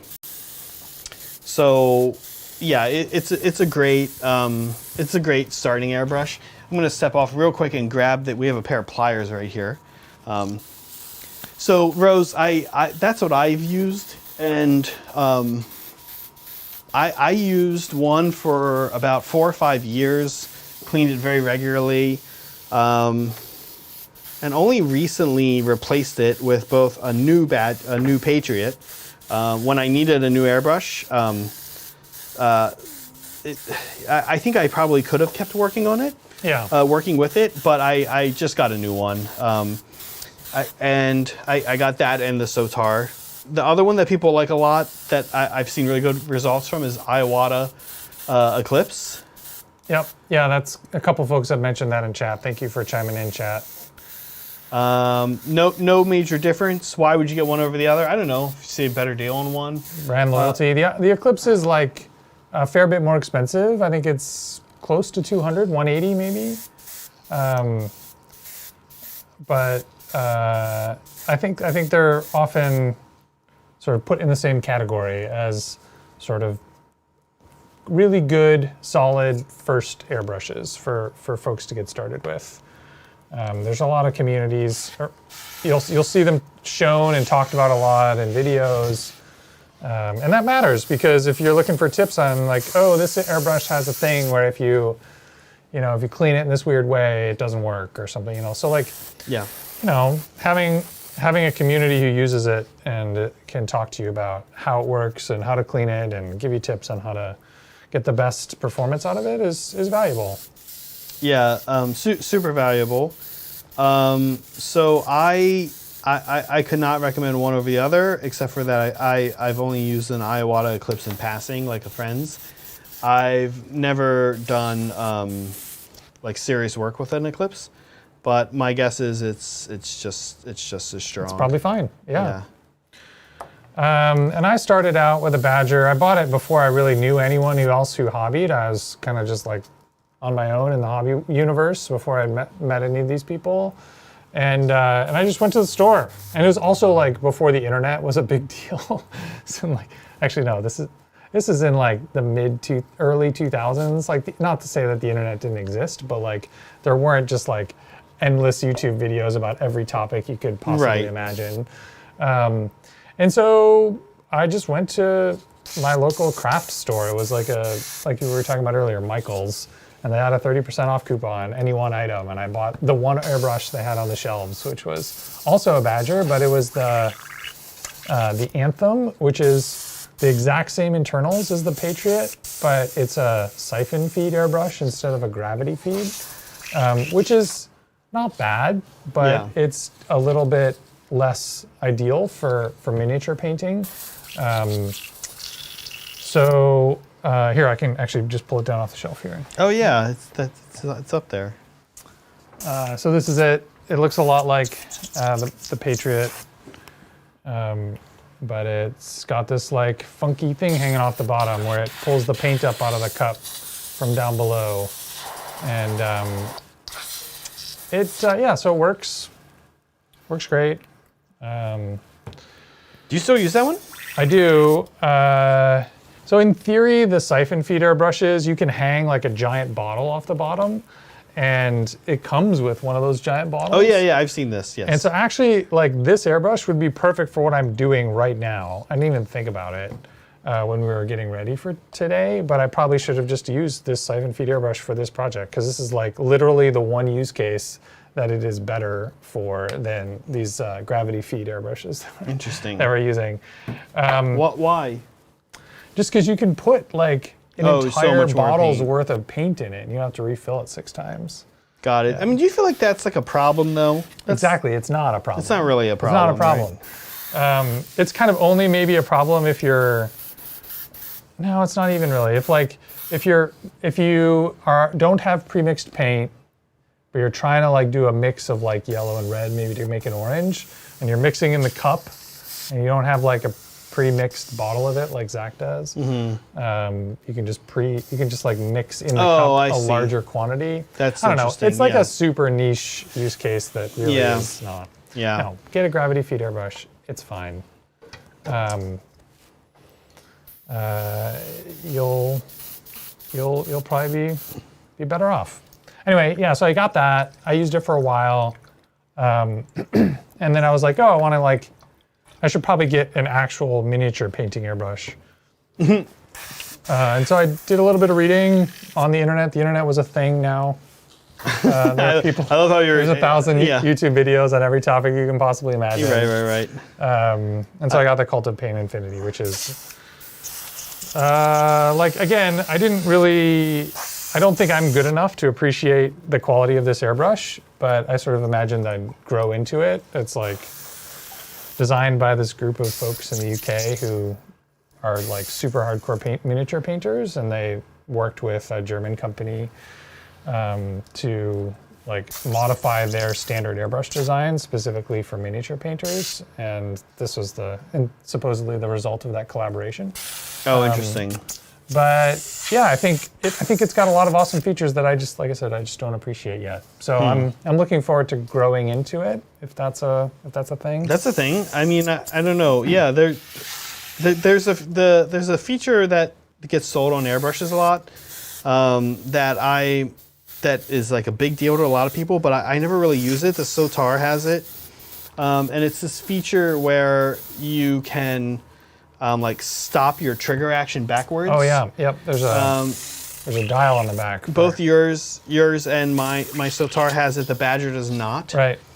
I think there's a version of the Badger that does have it, but mine doesn't, and I don't care about that feature. Yeah. Yeah. So sometimes people are super into that feature. I don't know. For me, I've never needed it. Yeah. Yeah. It's I'm also sort of not quite sure what again, like being new to airbrushing, I'm not quite sure I mean, I guess if you're doing super fine work and you just want to like sort of jam the trigger back all the way with every stroke, if you're doing fine detail work, you can set that so that it limits how far back you can pull the trigger. But honestly, like you're saying, you can also just not jam the trigger all the way back when you're doing fine work, and that accomplishes essentially the same objective. Yeah. Now, I am trying to kind of move this guy along a little bit. So I actually switched back to the Badger. I mean the Patriot. Yeah. And I'll show you guys. Here, you can see me doing my best to also do fine detail work with the Patriot as opposed to the Sotar. And you can see it's fine. Like the flow is like more aggressive. There's a couple reasons for that. One of the reasons is we have, I believe, well, actually, no, I use the same hose. So the PSI, I was going to say we have our hoses on different PSIs, but you can see it's still really not that hard to mostly stay in the lines. But you're going to get a little bit of overspray. Yeah. But I think it's fine for terrain. I wouldn't like take this Badger Patriot and like try to do like faces or like get into like interesting little spots on armor or like do like a knock out a shoulder pad or something like that on a model. But I think it's fine for terrain. Like I'm pretty confident. Not from a perspective of like, oh, I'm good at this, but from a perspective that the device itself can handle this, as long as I'm a little bit careful, right? That's all that's happening here. Not a whole big like crazy skill set involved. Honestly, just being careful. Okay, so this is exciting because with those gold panels done, I am now ready to knock out just a few more things. I'm not gonna go heavy on this building, on like little details like pipes and stuff like that. I'm gonna do a few, and I'll kind of show you guys why, and you'll see why. I'm not kidding when I say that the way that this kit takes dry brushing, it's gonna cause like a lot of like little pipes and little details like that to just like kind of pop to life on their own. So you'll see, like it's great. I mean, that's what makes the building so nice, and frankly, probably some of the reason why we pay so much money for Citadel stuff. Yeah, the details amazing, right? Yeah, so with that said, where I'm at next with this building is I actually need to go back and hit the floor a little bit more. So I'm gonna do that real quick here. Otherwise, this actual building is ready for tinting. So here we go. Back on the floor. I already used a color called aged pewter, which is like this kind of dark silver. I'm now going to use Reaper, grabbing a Reaper paint off the shelf here. I'm going to use one called True Silver, which is really what it sounds like. It's kind of a basic. It's I would say light. It's lighter. It's a light colored silver, yeah. They actually have one that's even lighter called Polished Silver, which is right here. But I'm going to be, this one's going to be fine. And so here we go. I'll show you guys real quick how I'm going to do this. This, what part's going to go up against the wall? This part goes against the wall. So I'm just going to kind of hit a little bit of area just to give like some variation in color. But I'm not real, like I'm doing little arches here around the manholes. And I'm kind of hitting some of the areas that are going to stick out a little more from the wall. And that's really it. Same thing here.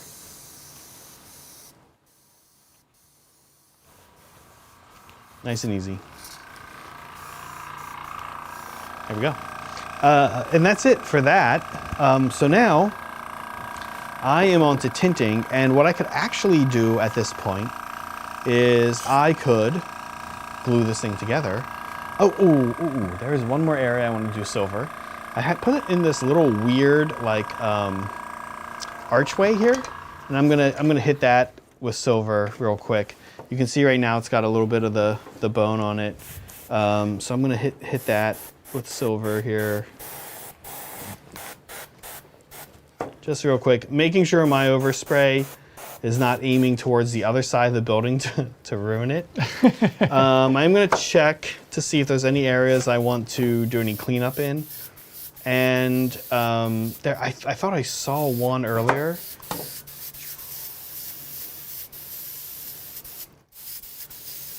Wash and dry brush are miracles to save you on some cleanup work. I thought I saw something though. Well, maybe, oh, there it is, yeah, right here. That's maybe like a little more than overspray than I would want. So there's a few approaches I could do here. I think that, let me see.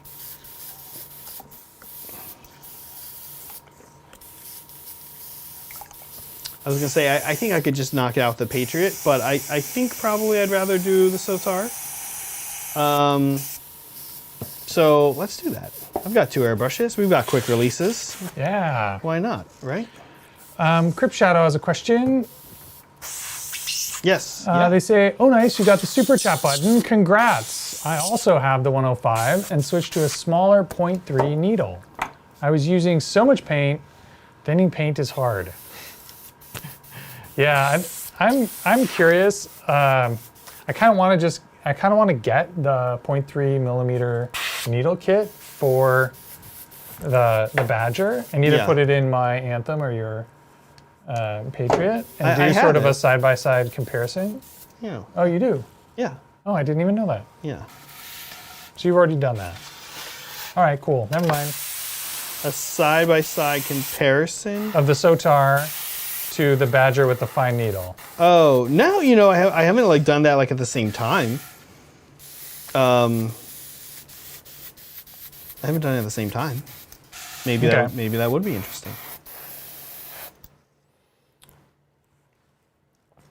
Yeah, I don't know.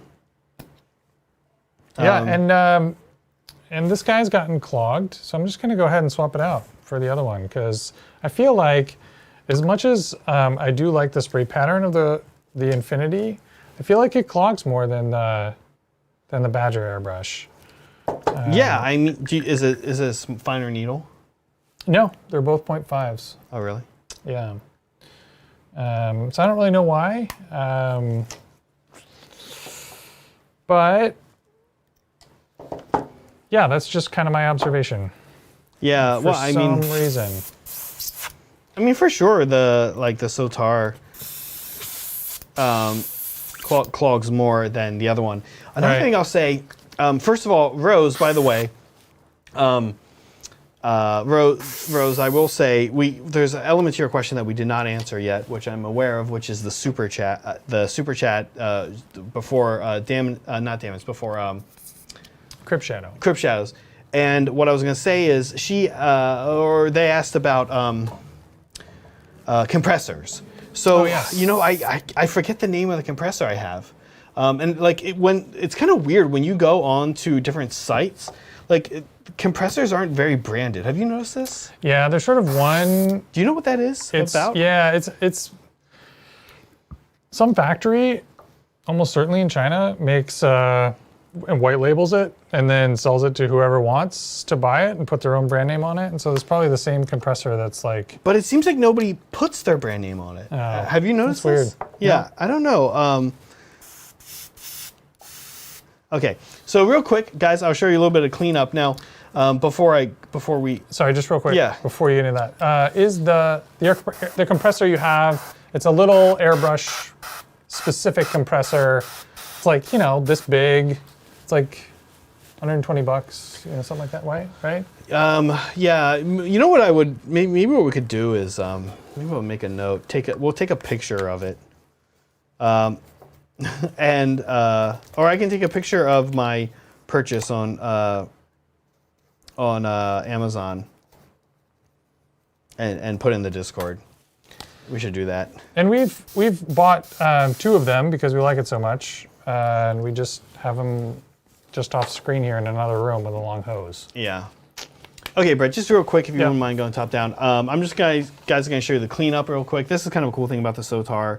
I feel a little more comfortable doing this with a Sotar than I would a Badger. You can see, hopefully, I mean, there's not a lot of cleanup, but I just wanted to mainly show you guys. It's kind of one of the cool things. Very little overspray. Maybe I was a little sloppy at first, so a little bit of pink down here. That's going to be fine on terrain. But there we go. Nice and easy, pretty easy to clean up. This is that vent I was talking about. Again, probably going to get cleaned up by dry brush. But with the Sotar or with any kind of fine airbrush, I feel pretty comfortable going in and just knocking that out real quick like that. So with that, we get to move on to a fun part, Brett's favorite part of working with models, the assembly. Yay! So I'm going to quick glue this guy together. I don't know that I've ever glued anything together on stream before. Glue anything on stream? Yeah. All right, while you're doing that, I'm going to just kind of show off this mottled look that I'm achieving with the Ministratum gray on the surface. So we're just trying to add some texture to it. This isn't like, would you call this a marbling, Zach? No, definitely not. I've done marbling before, and we should show that on stream one time. Yeah, we've had some requests for it, actually. We had a request recently for marbling and galaxy effect without an airbrush. Yeah. And certainly... Is that even possible? Yeah, sure, right? Is it possible by me? Marbling, yes. Oh, no. Oh no, I did the thing. Oh, that's okay. Everyone was watching and I just did the thing. You just dropped a little bit of paint on there? Oh, gosh. That's all right. Everything, you know, it's just a teachable moment. Anyway, remember some water. Remember we did some water masking a couple Film it weeks off. back as well, so that's pretty much what you're doing. Oh, okay. You're right. I should have just done that. Let's just lean into it, you know? I wouldn't want to do that on like a Thousand Suns like Land Raider or something, but a Predator, that'd be fine. that's totally, yeah. No one's going to take either one anyway, right? So Yeah, no one's they're just going to sit on the shelf. either way, yeah. Oh, snap. Hot takes from Zach. Well, I unfortunately, I think a lot of people would agree with me, even though I know they don't want to, that to be the reality, right? Okay.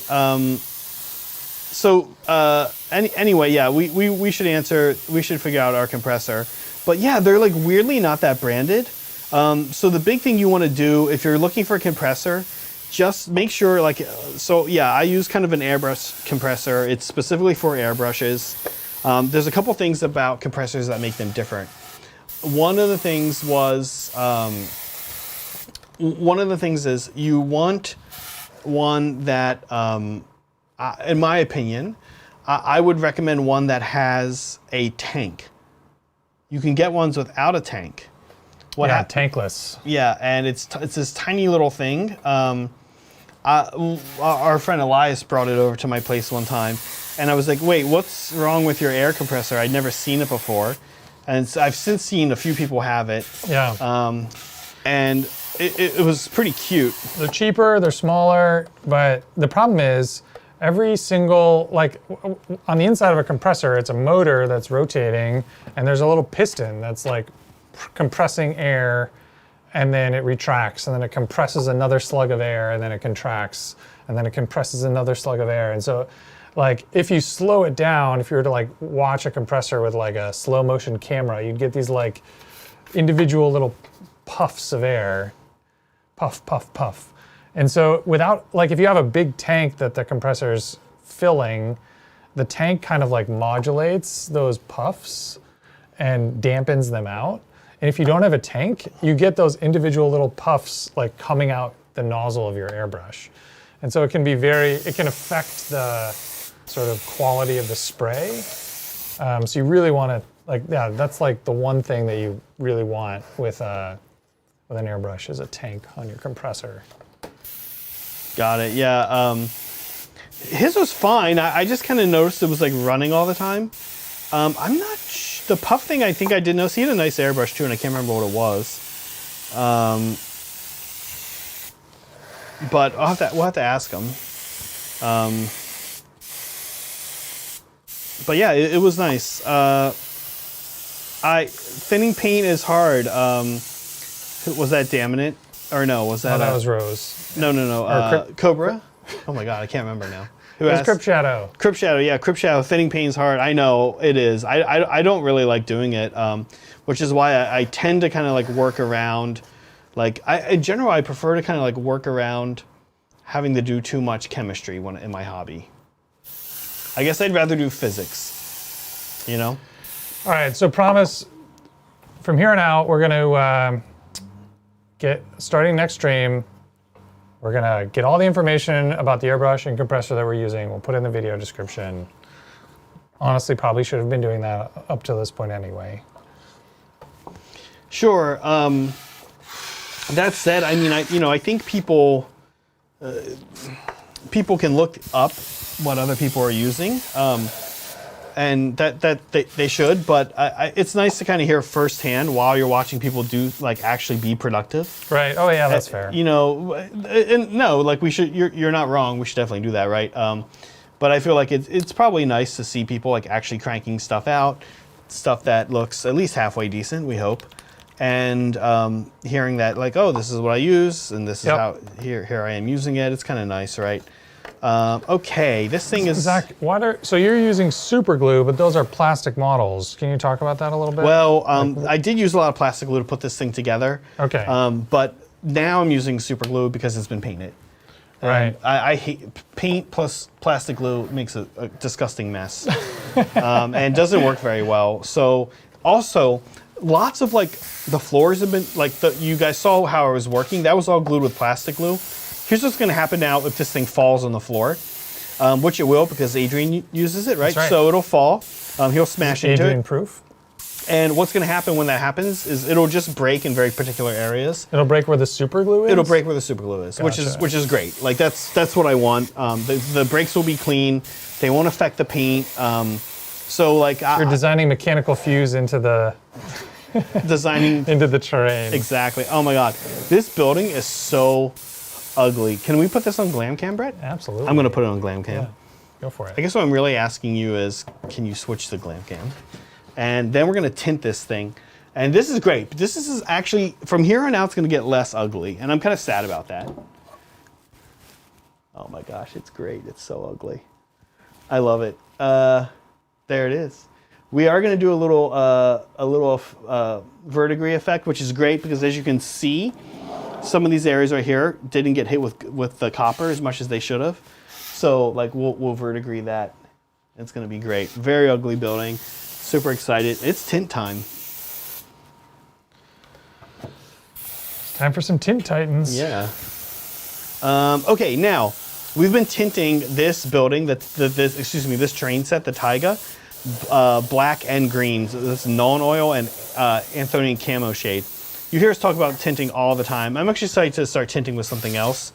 Our next board we're going to do is going to be tinted with BL Tan green. And what's the order? I actually have been doing non-oil first and then Anthonian camo shade, but you can do it the other way around, and it's pretty much fine. Not big differences. So I'm going to be careful on my non-oil usage because we are like in a shortage. But at the same time, we want to make sure our building looks good, of course. It's true, we are in a shortage. We're in a non-oil shortage. You know, Zach, I was like pacing myself with this piece sort of against the progress that you're making there, and I completely forgot I have like 5 more pieces behind me to do. Oh, that's okay. So now I'm going to hurry up and try to get through those as fast as possible. Yeah, and this is like, we're going to do a big reveal here today, so there's no like, oh, we'll get it later, guys. There's no failure, Brett. We cannot. Oh man, do you ever do that thing where like you close the cap on a GW pot and it like sprays all over you? It's not just GW, honestly, though. Oh, okay, break. Sorry, can we do shoulder cam real quick? Yep. I do want to show, so I'll show you guys a few. First of all, I forgot to make that metal. Don't really care, we'll live. But I do want to kind of show you guys, let me see if I can find an area where this will show up. You can see the wash like fixing our mistake. You can kind of see the wash like fixing our mistakes here. Where is a good, oh, maybe in here, let's see. I don't want to mess with this thing too much because it's just glued. Let me find a spot where, okay, like look up here. You can see it's blue here where it really shouldn't. If I hit that with wash, it's really gonna like bring it down. Still blue, but it looks a little bit more like purposeful now. So kind of into that. Washing, dry brushing is gonna be like another layer of making this look like fixing the mistakes like naturally in a way that we're kind of almost like leaning into things. I do like to put a little bit more wash back in the corners. Like to make sure I get the inside of the building. People were asking about that. Well, Brett was asking about that.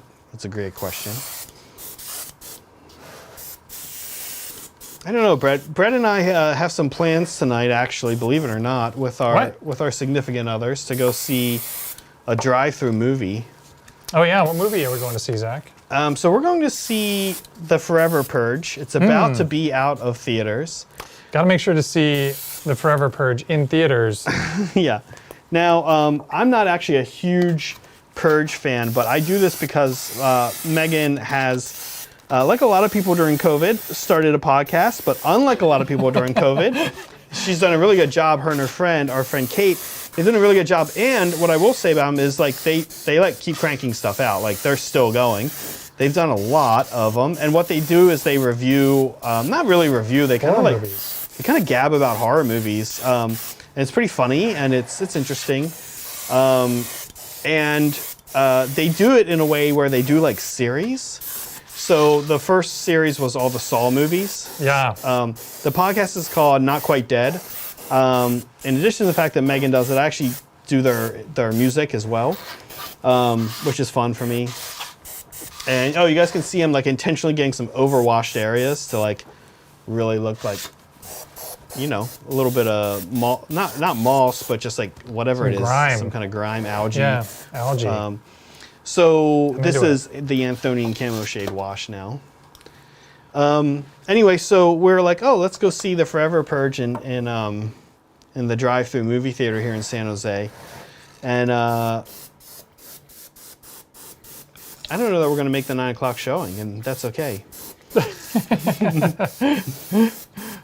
We were like, well, we'll make either the 9 o'clock or the 11 o'clock, and so this is the problem. I just heard a problem. I'm gonna switch over.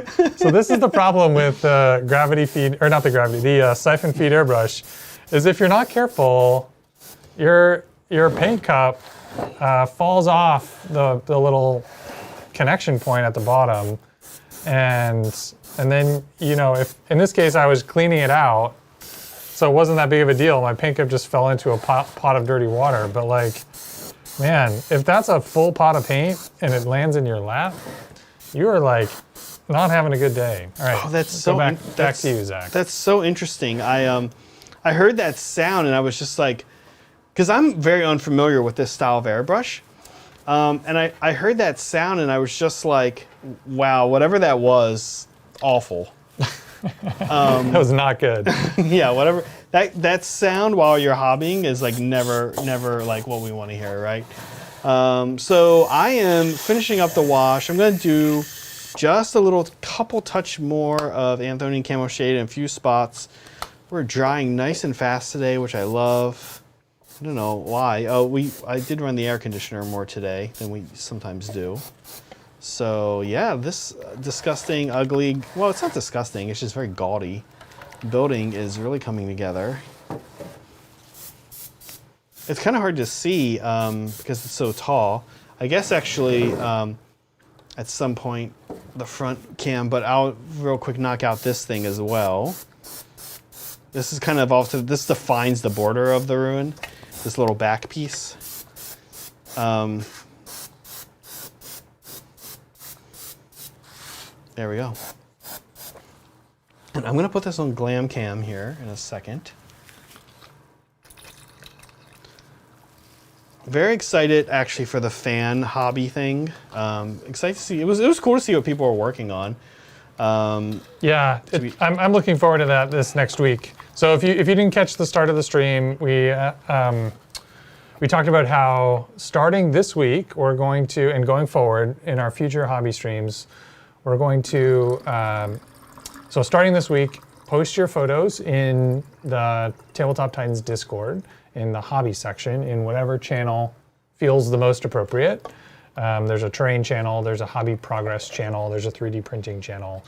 And we'll go through, starting next week on Wednesday, we'll go through and pick out some highlights from all of y'all's hobby progress and share it in sort of a hobby progress, weekly community hobby progress highlight as part of the live stream. And it'll be a cool way to see some of what all of you guys have been up to as well.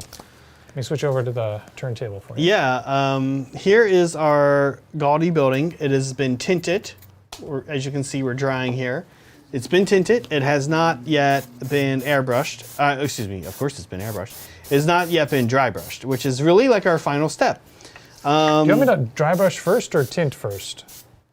I tint second. Oh, excuse me, I dry brush second. Oh, okay. So this is going to be a problem because the tint will take a long time to dry, right? Shouldn't take too long. Okay. Yeah. Oh, I almost dumped non oil out into the pot. That's like a big no-no right now. That's always a no-no, to be honest with you. But especially right now, with our great non oil shortage. And you know, I don't know. It's funny. I say I'm really excited to see fan stuff. I want you guys to know. I actually mean that because honestly I like getting ideas and like learning that way. Yeah. I'm not just like doing like the whole like, oh, I'm excited to see what they're doing. Like I truly am. See some super cool stuff there. I don't know, just like, especially when it comes to like building and conversions and stuff. I tend to like to get right to the painting.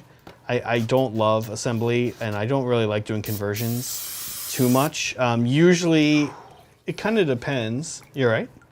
Yeah, I just almost did the thing that I just talked about, like spilled paint out of the cup in a giant mess all over my front. Good thing we have aprons. I know. So yeah, I like seeing like the different conversions. I typically don't do a lot of conversions for like models, like for armies and stuff like that, because I feel like I kind of get that out when I'm that like desire in building terrain. So that 1.1 fan us out here a little bit, and then I would say that. Also, I usually find like I like the way models look, like Right out of the box. the way they look out of the box. But some things like your metal Vespid and stuff, Oh yeah. they all look the same, like older kits, and you really do have to do something. Oh man, the Vespid are the classic Vespid kit is like super GW. I mean, it's not out of the 80s, but it really sure looks like it. They're all just sort of like standing there holding their gun on like the very plainer mold style that they had back then. Yeah, they're like this. You can adjust their head. Yep. One of them is holding his gun down like this. Right. There's a hold your gun up and a hold your gun down. So the hold your gun down guy, you can kind of make it like look like he's aiming a little bit. Yeah. But not a lot of options there. that's not a great way to describe the posability of a model. Right. You can kind of make it look like he's aiming a little bit. A little bit. Yeah. Half of them. When I was, a long time ago, I spent way too much effort, like, and time and blood, like cutting up a squad of Vespid, the old metal models, and reposing them into some dynamic poses. And I am super happy with how they came out, but I would never do that again. Oh no, why not? Just cutting metal, working with metal that way. It was so painful. It was so painful. That should be the most. We were talking the other day on Saturday about the most sort of painful model to build. Honestly, I think that was it for me. Oh yeah, metal Vespid. Metal Vespid. Converting metal Vespid to have dynamic posing. Oh my gosh. Okay, so I am watching my guy dry a little bit here. It's drying pretty quick, which I like. I've got a fan on it as well. And then what I'm going to be doing is dry brushing. Now, a couple weird things with dry brushing such a bizarrely patterned building. Yeah. What color do I dry brush it? Do I dry brush it all the same color or not? Well, I've been dry brushing all of the red stuff that goes on this board, a fair highlight color, which is like this slightly warm white. I think I would describe it as almost like, I don't know, like almost like a reddish rather than yellowish Ushanti bone kind of a color. Ushanti bone, oh no! Like if you took white and you added a little bit of yellow to make Ushanti bone, with this you would add just like the most insanely small amount of red. The question is, does it cover any better than Ushabti bone? It's got better coverage. Probably not. It's probably about the same. And then for my blue, for the aqua colored stuff, I've been using, where is it? It's right here. I've been using like this really light gray, I think it's called misty gray or foggy gray. Yeah, a light gray color. Yeah, super light gray, but it snuck away here. Gotta find it. So that's what I'm gonna stick to. I'm actually, like, could I dry brush this, the whole thing one color? I could, and you know, that maybe that would be the move, but I don't think so. I've actually not really ever done something super hardcore like this where I have like the two different colors. So I'm thinking the two different dry brushes will be fine because they're both pretty subtle anyway. My bigger concern is, where did that gray go? This is true silver. This is polished silver. Disappeared? What's it called? There's other ones too that are really I think I put it up here. Oh, did you? It's like the super light gray. Okay. Yep, I put it up here. Oh, awesome. Thanks, Brett.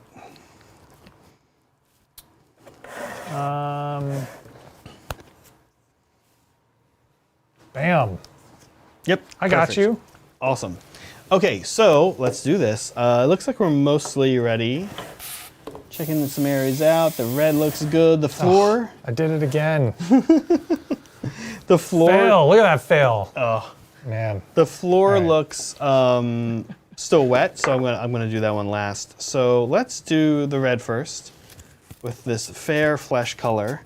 Putting a little bit out here on the table, and doing my kind of standard dry brush thing where I'm like going to really saturate the brush and then get rid of this stuff that I just saturated with.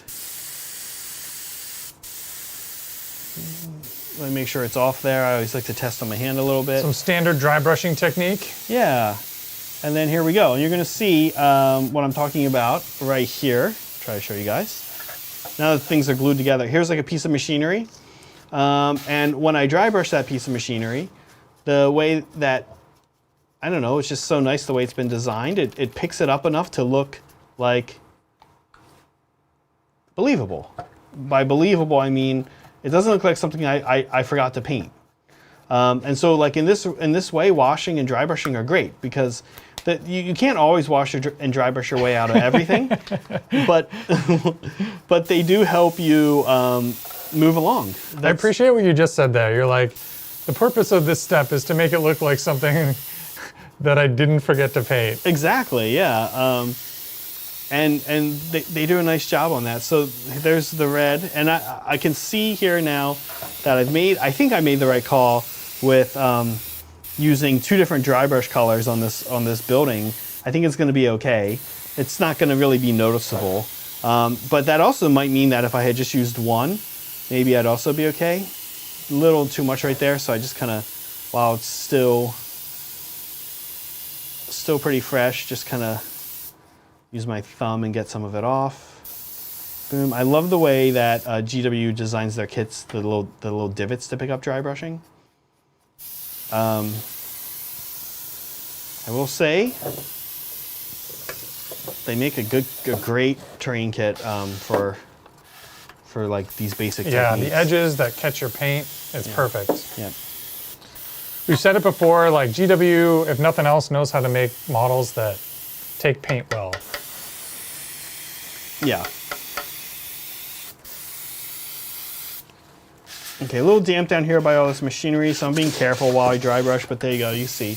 They kind of pop out now, and that's what I want. But I say that, like I actually don't really want them to pop out that much, but I do want them to be like addressed. That's like the word I would use, right? Like, that's the worst thing you can do is like have something on a model that like we were talking about the rope, right?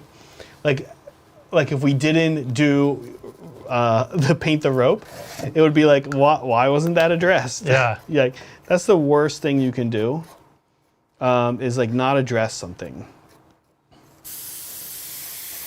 You see, like when I dry brush, I'm all crazy right around here where there's all kinds of stuff going on. But like when I go here, I chill out a little bit, right? I don't just like go shoot straight across. Yeah. Because it's like this big flat area. I appreciate how you are telling a story with your dry brushing. You're a storyteller, Zach. Am I? What's the story here? I don't know. Well, you're telling me that there's like liquid that's pooling and dripping down, and there's, where did that liquid come from? Well, I guess I'll take that as a compliment. I mean, why wouldn't I? Thank you. Okay, in here, getting inside a little bit. Here's some machinery again right here. We want to again, draw attention to it without making it like a whole nother color. Have you guys ever seen, I gotta say, if you've ever seen somebody like go in and paint all of this stuff, it looks insane when the whole model's finished. And there's like so many awesome painters on Instagram, and you'll notice like they don't touch terrain a whole lot, because I think if you show off on terrain like heavy, like it looks a little wacky, or it can, not everything. Like you can certainly create signature pieces for your terrain, like a cool statue or something like that. But sometimes I'll see people in there, like some of the really sick painters on Instagram, and they'll do just like a panel, or they'll do like one wall, and they'll just kind of show that process. And it's awesome. They do amazing stuff, but you're kind of like, well, where's the board?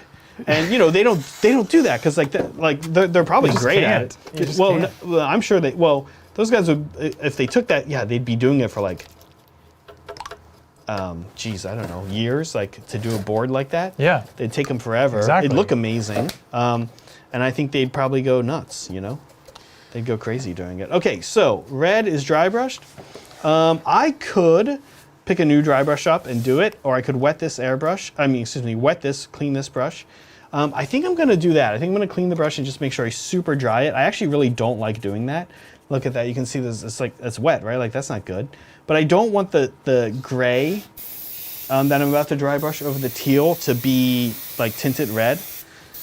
Typically, you guys could, okay, why am I doing this? Why not just grab another brush? Let's see, I might have another brush. I did a lot of dry brushing earlier today in the studio, and I ran us through like every dry brush. And now they're drying, and then I washed, I cleaned them, and then they're drying. They might be totally dry. I think this guy should be okay. We'll see. But I cannot stress enough, and I have stressed this before, like super, absolutely 100% don't want any moisture in your brush. Yeah. Other than the paint when you dry brush. This is dry brushing. It's in the name. That's a really good way to get streaks, you know? So let's try it out here with the misty gray. This is going over the blue, the aqua, what do we call this color? I guess aqua, right? Zach, I'm in serious danger of using all of this camo shade. Oh, and spilling it all over the floor too. Spilling it, that's cool. Well, I'll tell you what, the good news, Brett, is I'm done. So you can use away. F's in chat for this camo shade. My gosh. I am just out of control when it comes to pouring paints today. All right, I think this might be a little too damp, but we'll see. Maybe it's okay. I'll know pretty soon if I get streaks. I think we're okay. There's another little piece of machine here up top. Now, yeah, this is gonna look all right. And then I'm not really worried about like if this gray gets on the red as I'm dry brushing the super light gray over top of the aqua color. Like if I'm hitting the red, it's gonna be fine. Again, very forgiving here.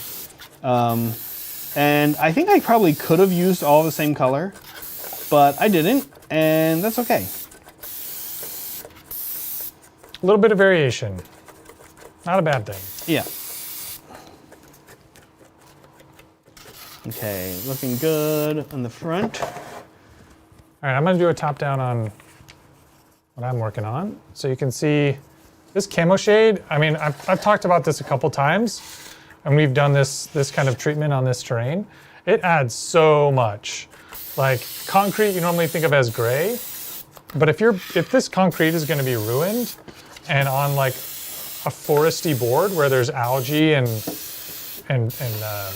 bushes and grass and trees and any sort of overgrowth, the use of this camo shade as a tint on the concrete just like takes it up to the next level. It looks so amazing. Tinting is great. So just about done here.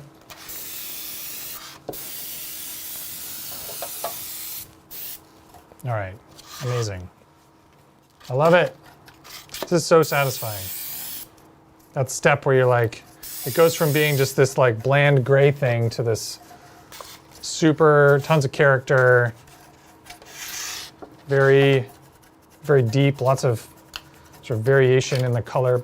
I love the puddles. The puddles, yeah, it looks like there's sort of maybe something spilled there, or maybe something's growing there. Maybe there's like water collects there because it's a little, there's a little depression, and because the water's collecting there, that's where the algae grows.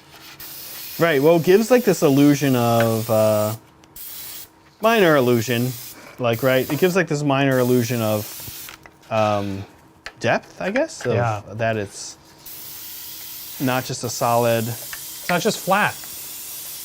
Makes it look not flat. Exactly. Which you need, because it actually is flat, turns out. This is a great bread. I think we're gonna like be finished right about the same time. It's not a race. It's not a race. It's not a competition. All right, great. I'm really excited to see this insanely colored building My hands are camo shade. on a front view tomorrow. Who's playing in the game tomorrow? Who's going to get their first whack at this building? I think John and Adrian. But yeah, do we know the armies? I think John is playing Harlequins. Harlequins, right? And Adrian. Ultramarines, right? Is he playing Ultramarines? I think so. Oh, fun. Okay, now I'm gonna go back, and I should have thought of that about this sooner. I'm gonna go back to the warm, the like super light flesh color one. It's like the little almost pink, because one, I forgot to do this guy off to the side, and it's got some red on it. But I'm also gonna use this color for the red. Excuse me, not the red. The cream. No sense of introducing like a third dry brush color. That might be insane, I think. That'd probably be too much. So I'm gonna use this for the cream. And for the red, hit this guy. Bring some stuff to life here.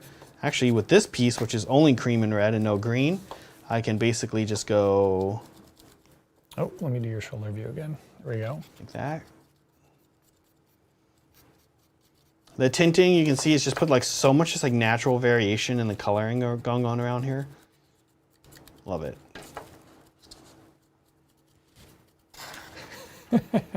Bridger asks if we've read Daminet's chat. No, Bridger, if not. Go back and do it. Thank you for the reminder. Daminet, thank you very much. Y'all got super chats now. Congrats. My Bellicor came in today. Any suggestions on a fun and unique color scheme for him?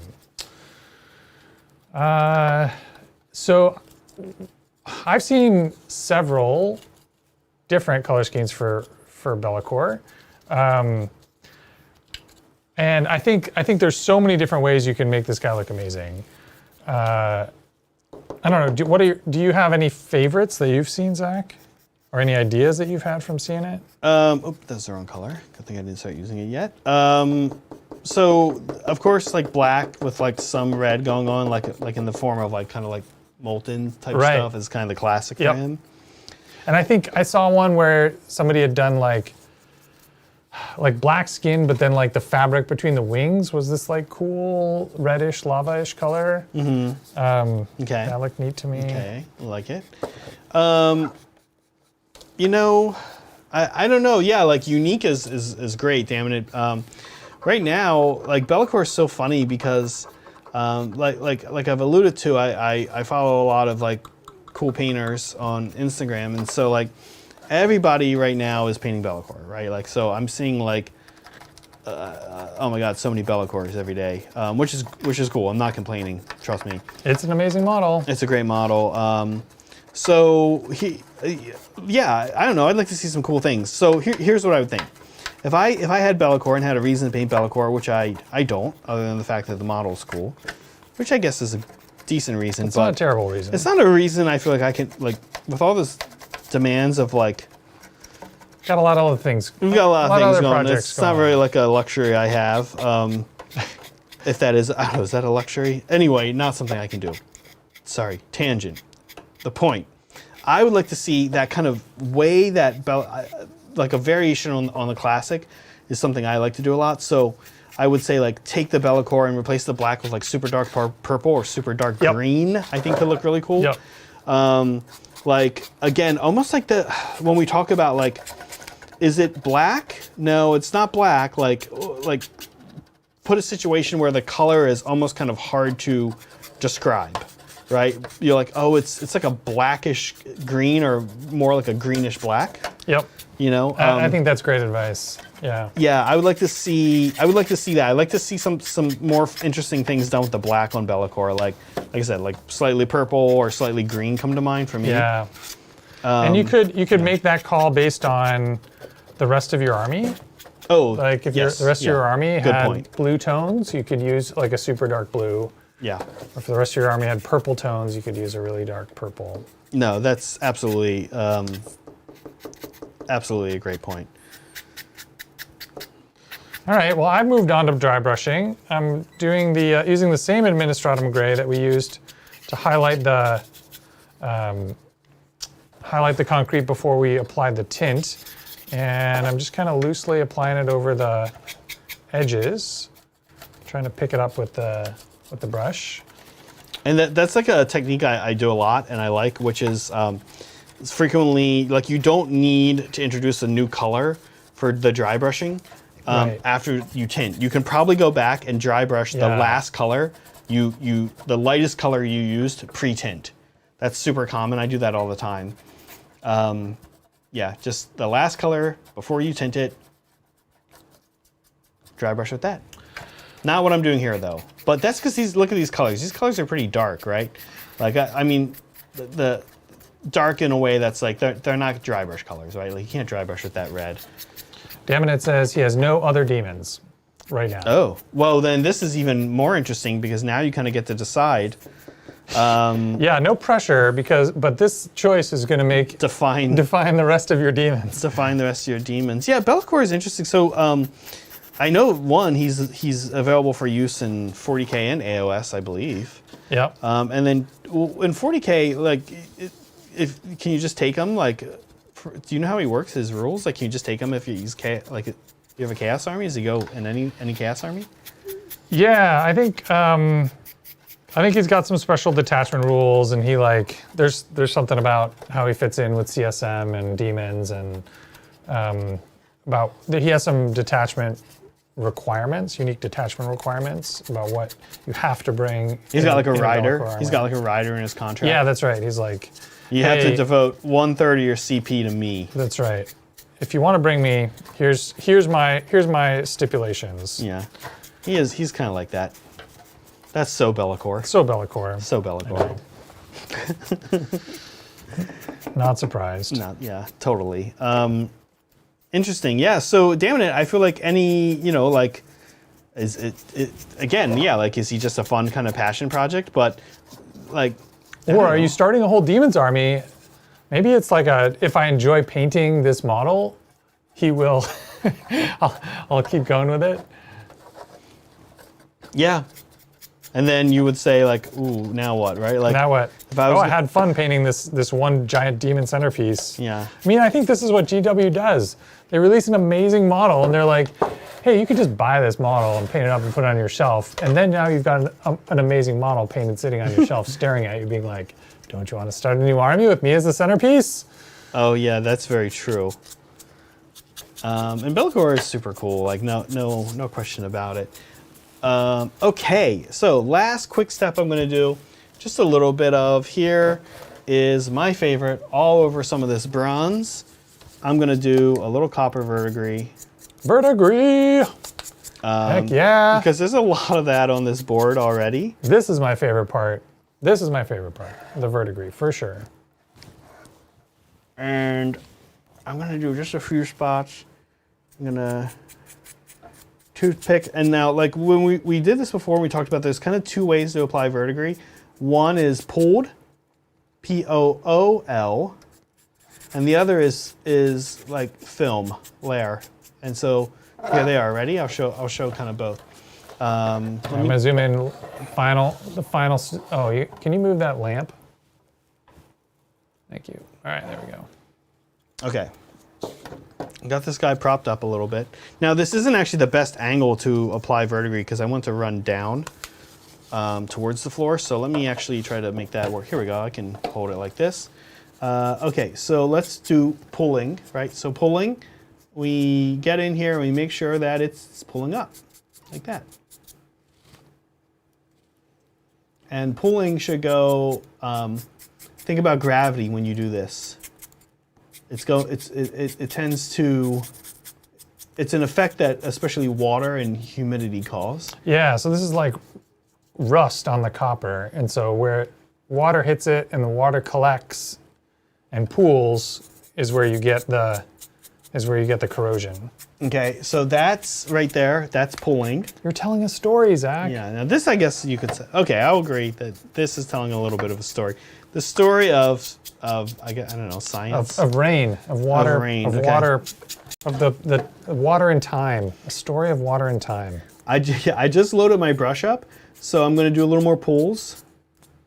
Okay, again, just picking some areas where where it might kind of pull up based on the shape of the stuff we're working with here. Yeah.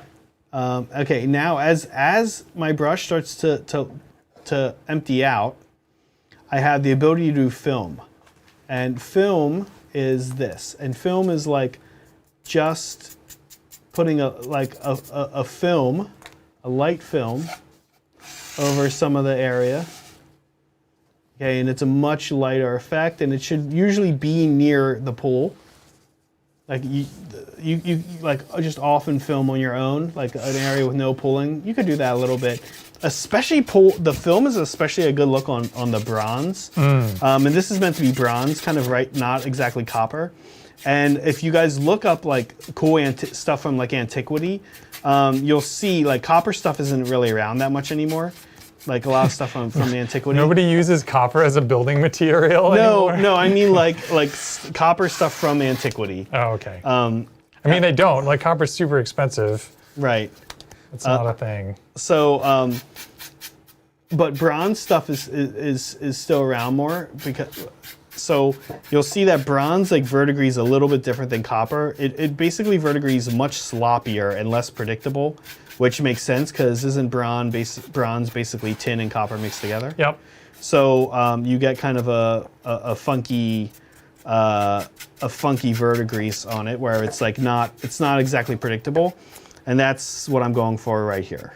I'm saying that this is bronze, so I'm doing some film. And the film, like I said, the film is really like what you're gonna see. So just look at like ancient statues from like the Mediterranean cultures and stuff, and you'll see they have these like their bronze stuff, Greek stuff, some Roman stuff, Etruscan, all that stuff. It'll have like this sort of like splotchy verdigris, as opposed to like a consistent tight verdigris that you can get on copper. Yeah. Yeah. So film, the way I described the two techniques: pull up around recesses and around like where water would end up, and then film sort of above it and around those areas. And then just be asking yourself, am I doing copper right now or am I doing bronze? I mean, seriously though, right? I know it's kind of Yeah, and if you do it wrong, Zach's going to come to your house and be like, that's bronze, not copper. No, just kidding. He's not going to do that. He's going to be super supportive and helpful and encouraging. But it is, I don't know. Well, here's why. Like, don't think about what you're doing, like what it's representing for our sake. Think about it for your sake, right? Because like if you start doing, you're like, oh my God, what do I do? Where do I put this? Like, how do I do this? Yeah, honestly, having a story is like, it helps you with like deciding where to put the paint. Because otherwise you're like, you can get stuck in this analysis process where you're like, which of these panels do I paint this color? Or which parts of the panels do I paint? Or which parts of the, do I add this weathering to? And if you have in your head that like, oh, this has been outside and it collected a bunch of, water ran down here, and, that can help you with that decision-making process about what to paint where. So I think the front facing on this thing is just about done. I'm gonna like put in a couple tight, like real intense verdigris areas wherever there is little amounts of like some of the bolts like in the divots right there. But there's kind of the front facing. Just checking some areas, like where could verdigris, so now, okay, here's the thing. Now, where will verdigris just look cool? Is now the question. So now we're not so concerned about physics as we are about the rule of cool. The rule of cool. And I think both matter. And typically, by the way, if you follow physics, if you follow like where it would go, it's gonna look cool on its own. And the reality is like, I just don't know like how much verdigris would be on here. So I put some on and then I'm kind of like, okay, now I just need to see like what other area where it could go, should I put it? Yep. Is the way I think about it. This is honestly the hardest part for me. Like I have this thing where if I see a model that looks cool, I can be like, that model looks cool. And if I see a model that I don't like, or if I paint something and I don't like it, I'm like, not my favorite, could do better. But I have a really hard time, like from a blank slate, if I just have a piece of gray plastic in front of me, knowing what to do to make it look cool. So I often end up finding myself like painting something, like I'll paint 14 versions of a test model, and then have to look at all of them and be like, nope, nope, nope, nope, that's the one. Cool. Now I'll like strip all of these and do them all. Like I don't know. I can't. Like I have a really hard time imagining the rule of cool in my head before I actually see it on a model. I don't know. I feel like that's a thing that some people have and some people don't, and I just don't have it. I really need help being like, hey, here's what you should do, or here's what you can do to achieve an effect that'll look really good on these models or on this terrain. Yeah. Sometimes you gotta take like a leap of faith, I think. Leap of faith, yeah. Do some tests. Just try something. I'm actually going back on the front before I move on too much to the side and hitting some divots, or I don't know, those divots, like the little bolts. The rivets. Rivets, not divots. Divots are a golf thing. On a golf ball. Rivets, hitting some rivets, and kind of like randomly hitting different rivets, but not like being super consistent about it, getting some but not others. And every now and then just getting like a batch of them, I think is a cool look. So, and the GW oxide paint, which is called, I forget, it's one of the Necron dynasties. I don't know any of the Necron dynasties. Nailock oxide is so, it takes the rivets and so well. It just does like such an awesome job of like just wrapping itself around them. So super into this look. I have to say, what we're starting to move on to next, in the next couple months, will not really involve copper verdigris. I'm a little sad about it. Aw. Yeah. Do you want to preview that at all? Or is it going to be a secret? Well, we've got a number of things we're going to be working on the next month, right? Frankly, I have at least 2 armies that I'll be working on a bit. Yeah, we're going to switch over and do a little bit of model painting for a little while, which will be exciting. Yeah, I mean, yes and no, right? Like on and off. On and off. Yeah, but yeah, we've got some. Yeah, maybe switch over was a little bit of a strong word. Yeah, I mean, no, we haven't done any too recently, so we've done very little model painting so far, and we're going to do some. So there'll be some model painting next week. Yep. And then, not by either of us though, actually.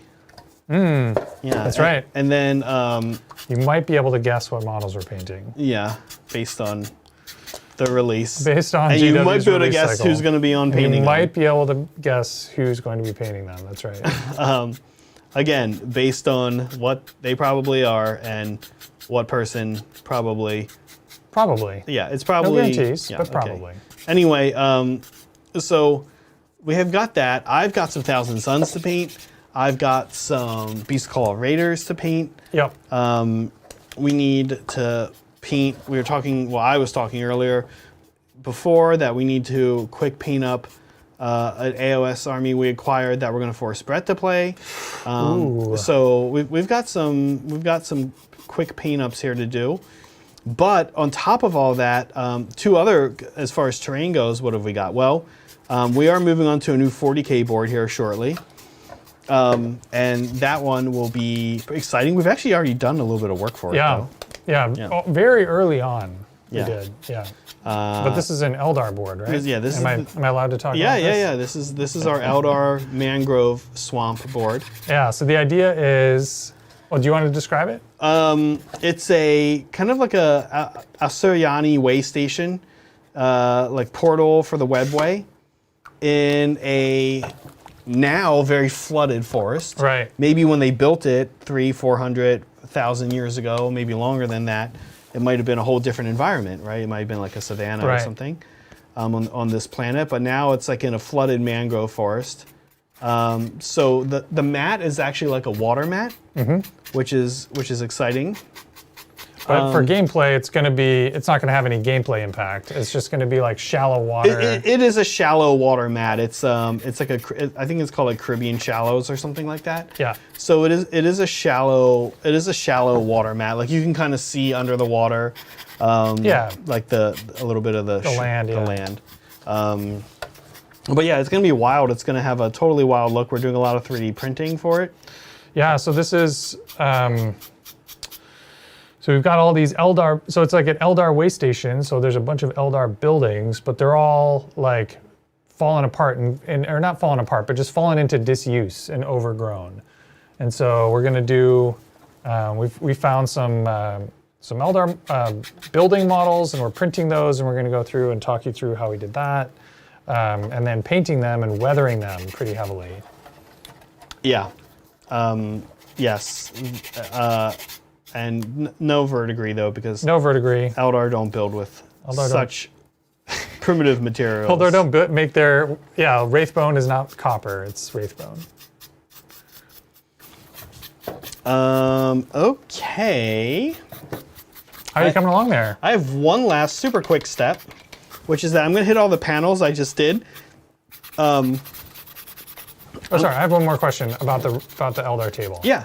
What is the tint color for the Eldar table? Biltan green, Okay. which is like the bluish green. I feel like this is an important question that like, hey, what is the sort of overarching Instagram filter that is this board is gonna feel like when you see it? Yeah. From the 10,000 foot view. Yeah, what I will say about this board is my Tau army is very much like It's gonna be right at home. camouflaged for this board, yeah. Which wasn't exactly intentional, but these are just colors I love. So I'm a big like turquoise, I don't know, greenish blue kind of That's why you and Adrian are friends. person. Yeah, he loves his Vallejo blue green. Okay, so I have a pretty intense pretty intense large dry brush here, and I'm knocking out, I'll show you guys if what I can do. I'm just knocking these out with a quick metallic dry brush like this. You can dry brush before or after verdigris. You get kind of a different look either way. I think for bronze, not copper, but for bronze, it looks better after. Again, verdigris plays a little bit different on bronze than it does on copper, and it's like less of a, it's like, I don't know how to describe it. It's less invasive. It's less part of the story of bronze than it is for copper. For copper, on this board, I always did the verdigris at the very end. But for bronze, there are a couple other areas I imagine as bronze panels on this board. I do it after. Yeah, it looks good. Okay, then a couple of spots on the inside. Didn't do a lot of verdigris on the inside because a little drier. It's got a roof over it. Yeah, there's a story here. The water doesn't get into the inside as easily. Yeah. I like that. Damn it has a question. He says, Zach, I don't know if you saw in the Discord, but you and John have to battle in wizard clothing. You with your 1,000 Suns, and John with Grey Knights, to have an epic wizards duel. So this is when the new codexes come out. Yeah, I would do that if the army's ready by then. Yeah. I am really determined to get that army ready by then. The Beastclaw Raiders, I mean, realistically, the Beastclaw Raiders are going to be done less than 2 weeks from now, hypothetically.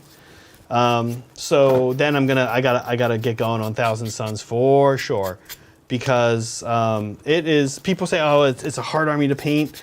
I think it is. I don't think they're wrong, but I am going to show a few things while we do it, and I'm going to kind of try to show you guys some ways that I think you can make it look just as like a really high level, like right before that Instagram, you're an insane, amazing, awesome painter level. That even right before that level, right before that Israel level.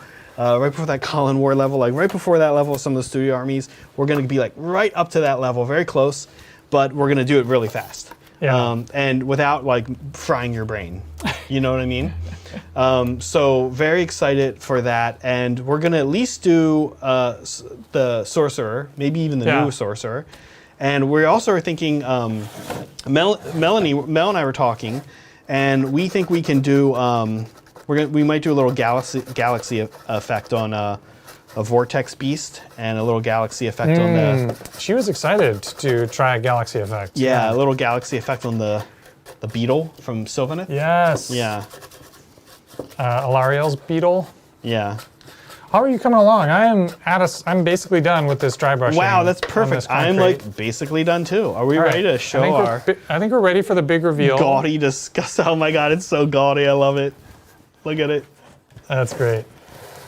I'm so happy for how gaudy this building is. That's amazing. It's this not, guy's right in the way. It's not going to look truly, I think, like gaudy until we see it on the board tomorrow. Yeah. It's going to be surrounded by like nice pine trees and stuff. Green pine trees, yeah. Okay, so we're never going to put this whole thing. We're never going to put this whole thing on the glam cam. Okay. Right? Are we?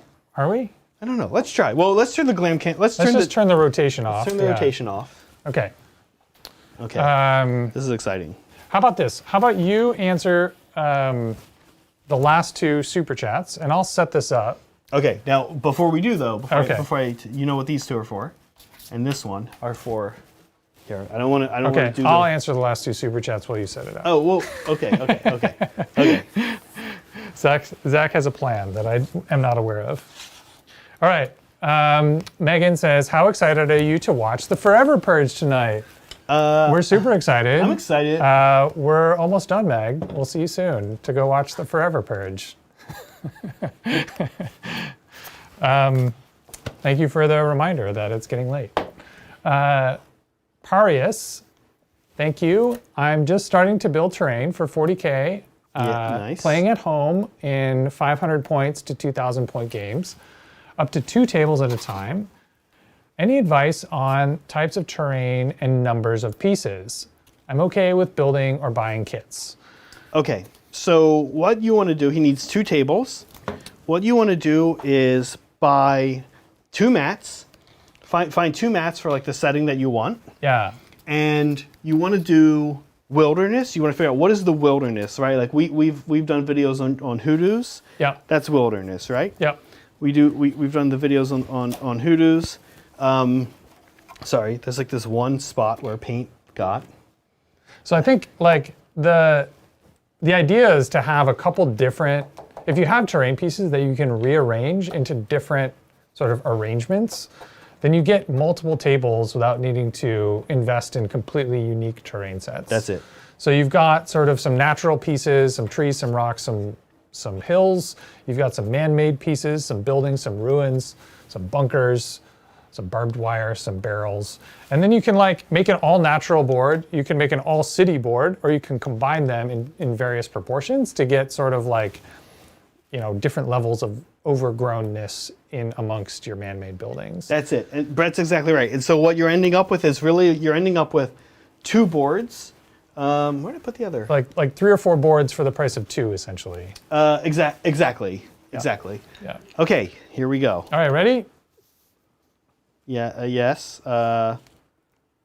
These guys should face each other. Now we're gonna have to zoom this out a little bit. Okay. Way out. Way out. But here we go. Here's your giant centerpiece. Okay, now we would probably also, it's in the other room, but we'd put some industrial scatter back here. At some point, I'll paint up all these little rocks. And like a lot of these guys will like be in here as well to kind of show like the giant mess that happened when this building exploded. Here is the super Verdigris statue. Okay, we cannot, maybe we can do a little table turn. What'll happen? Oh, we'll like knock like Gargants off the table. But there we go. I can just turn it on my own. That looks great. Like that. Yeah. And there we go. Oh, we have barrels and. Okay. Here we go. Perfect.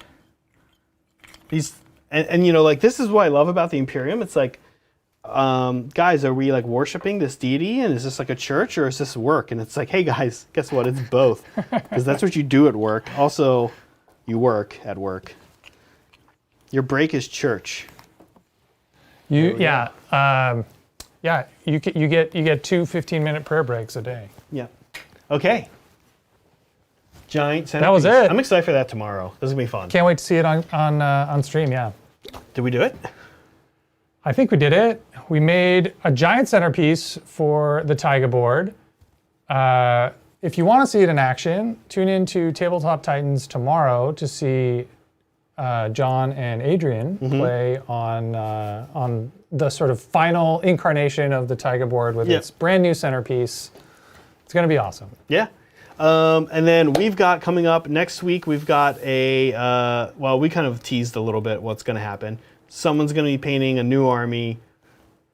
Not a new army. Well, I'm going to be painting a new army on Friday. And on Wednesday, we're also going to have some new units that, you know, very popular, very exciting. Everyone's excited about this right now. And I guess that's as far out as we can tease for us. Yeah. Awesome. Guys. Brett, anything? We'll see you guys next week. Yeah, we'll see you next week. Anything else? Are we good? Yeah, I think we're good. Let's do it. Guys, reminding you, be kind to each other, be kind to yourself, and always be creating.